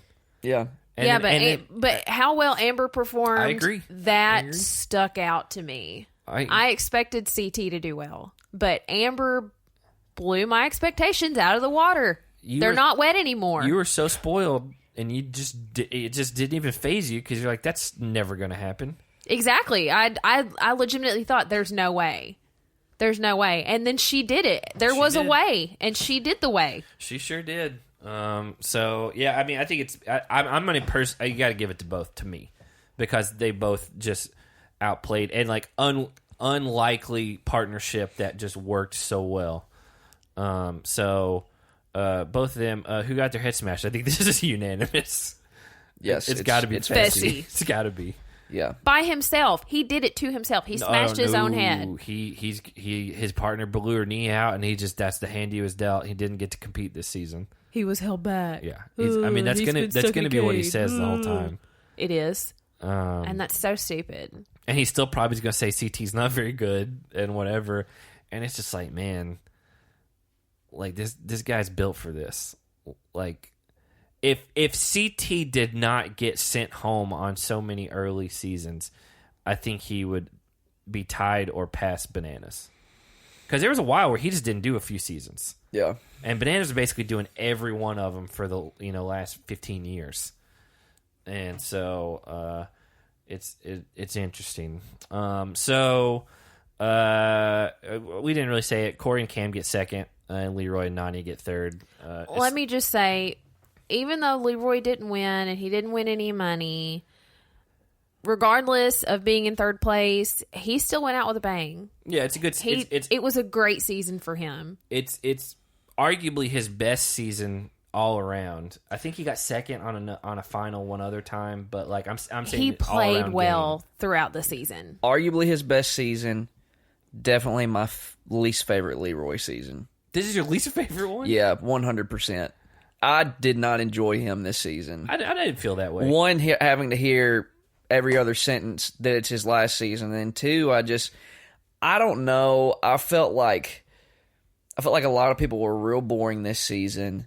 That is true, but we had part of it was all the fun people left. They cast early. a lot of boring people, and I looped him into that. I just thought he was incredibly boring this season. He played way more like the cards held to the vest. Like he didn't like he usually with Bananas they're teaming up doing stuff that wasn't there, and so it was a lot more like secretive. Like we're gonna make whatever, and it wasn't. I don't know. It wasn't his cousin getting her butthole ripped open or whatever it was in that one season. That's fun. That's real fun. Well, let's get in. Song of the week. Oh, I didn't even pick one. I forgot because I was so worried about the final. Jake, you go first. You have yours?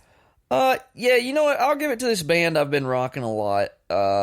Outline in Color. The song is called Paper Cuts, not to be confused with Linkin Park's Paper Cut. I'm a sucker for heavy screams with pretty melodic, clean vocals, and I think they do it extremely well. Again, the song is called Paper Cuts by Outline in Color. Okay, good. Yeah. I'll go next because Zach needs more time. I found it. I'm going to pull a Jake here, and I'm going to use one of the songs that you used in the episode.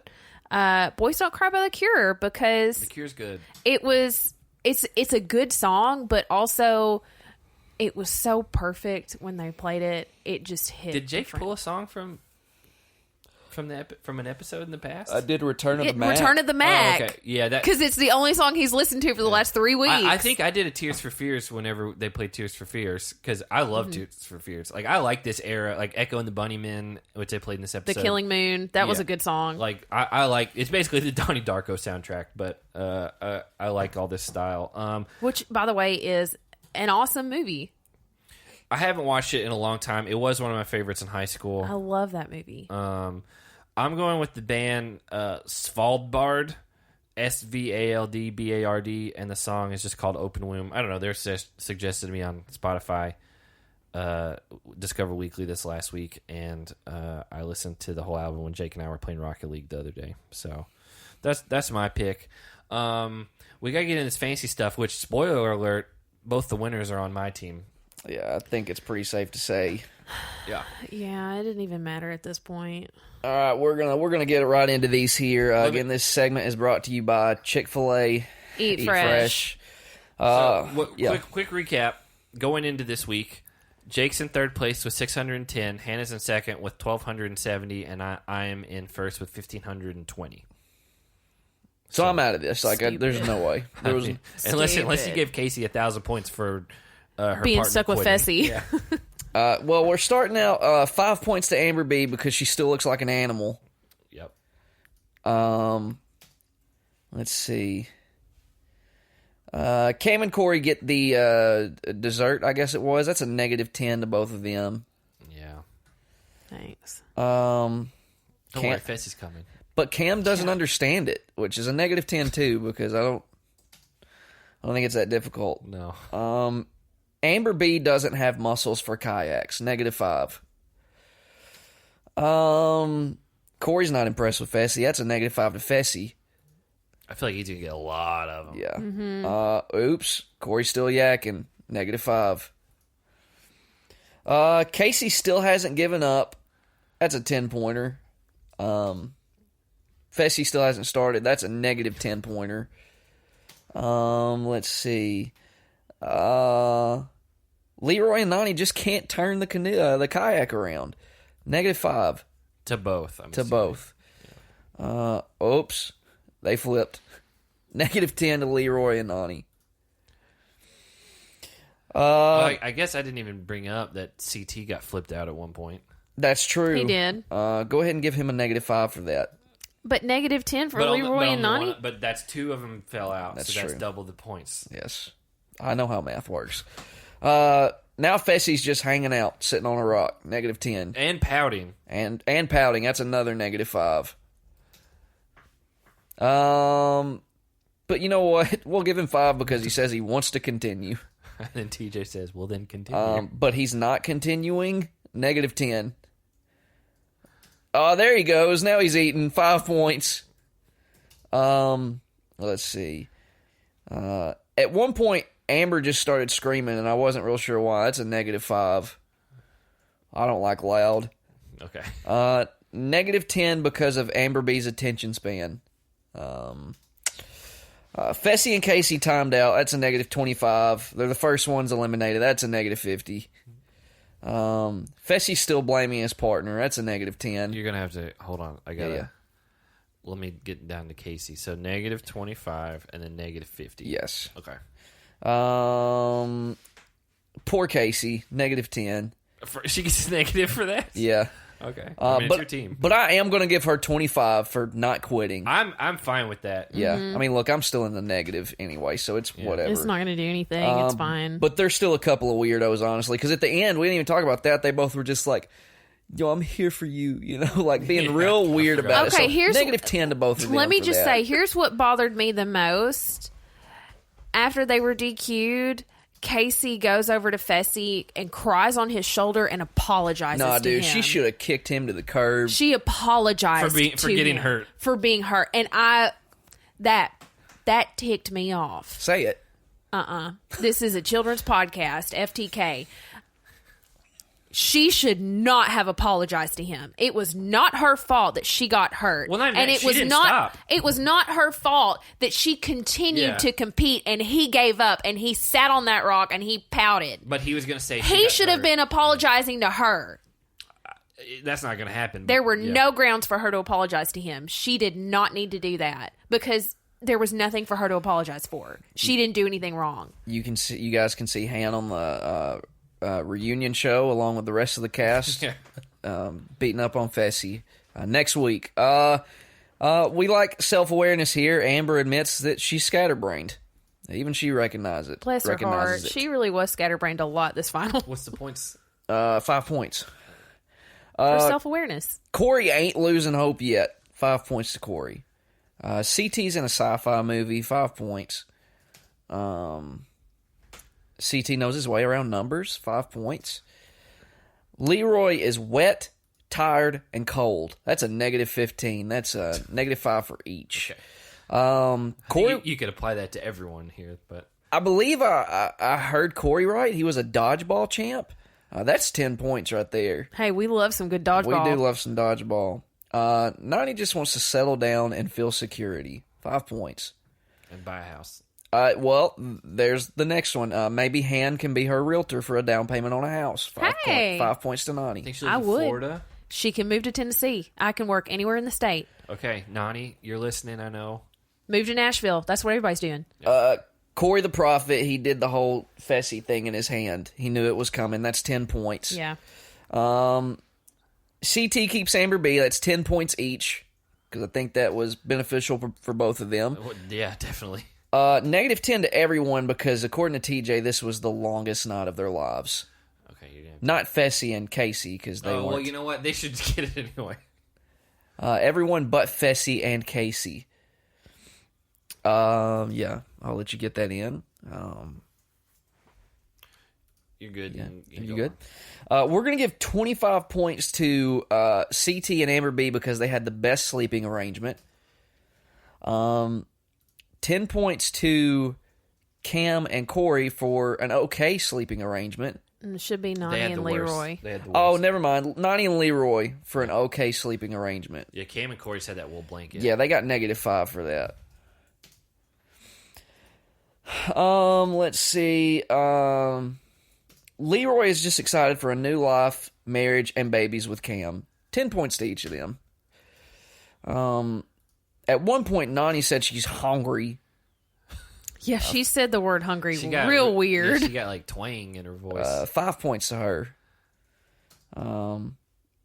Y'all heard it's my last season, Leroy said. -5. But CT knew it. 5 points.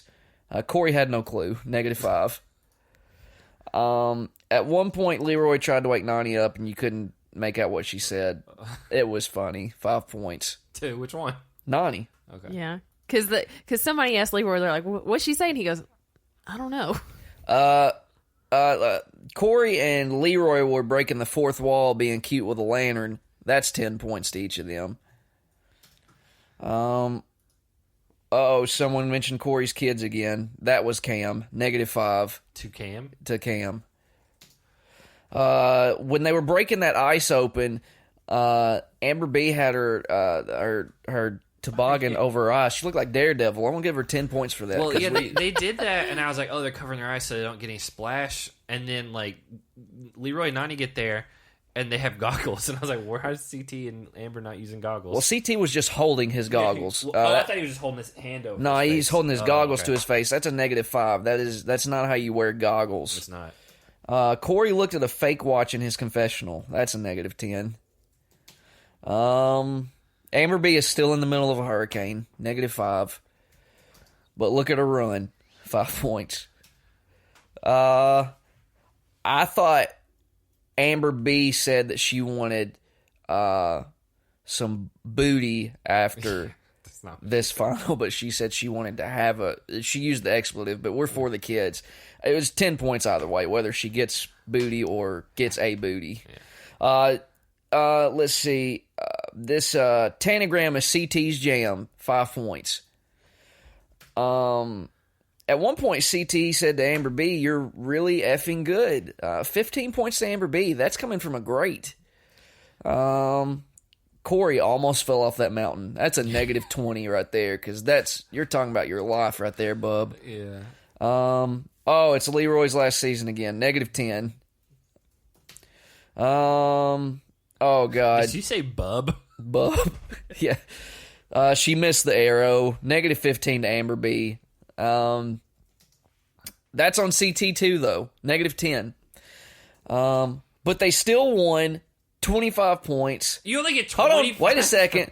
Okay. That was just recovery points. Okay. They get 200 points each for winning. Amber B and CT. CT loves his son. 10 points. Best team in the world, quoting CT. 10 points to Amber B and CT. We got a $100,000 sprint here between Corey and Leroy.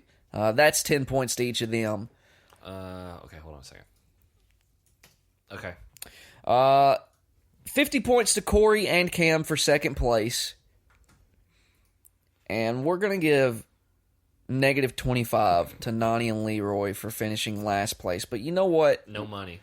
Let's give them 5 points each for finishing after the -25. I got it.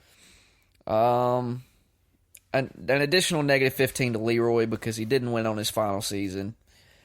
10 points to Corey because it's not first, but he'll go home with something. Yeah. Cam is sad. -10. What is Fessy going to say to CT now? -10 to Fessy. Corey's kids again. -10 to Corey. We get a Leroy challenge flashback, 10 points. And we get a Leroy and Cam love story flashback. That's 15 points to each of them. And lastly, old man CT still got it. 10 points. It's like old man Logan. Yep. And those, ladies and gentlemen, are your fantasy points for the week. Again, brought to you by none other than Chick-fil-A Eat Fresh. We're taking a break. Is that right? Yeah. Yeah, it's fine. I don't remember what I was going to say. We're going to take a break right here. We're going to take a break. And we're back. One last time, that segment brought to you by... The final time. Yeah, it is. Last time we'll be mentioning Chick-fil-A on this podcast. Eat Fresh. Man, what a wild ride it's been. Just go ahead and get me out of the way. So Jake, Yeah. I'll start with Jake. I mean, Jake had 610 going into this week. With Casey, it didn't work out very well. You ended up with a negative 110 for the week. So you ended up this season at 500 total.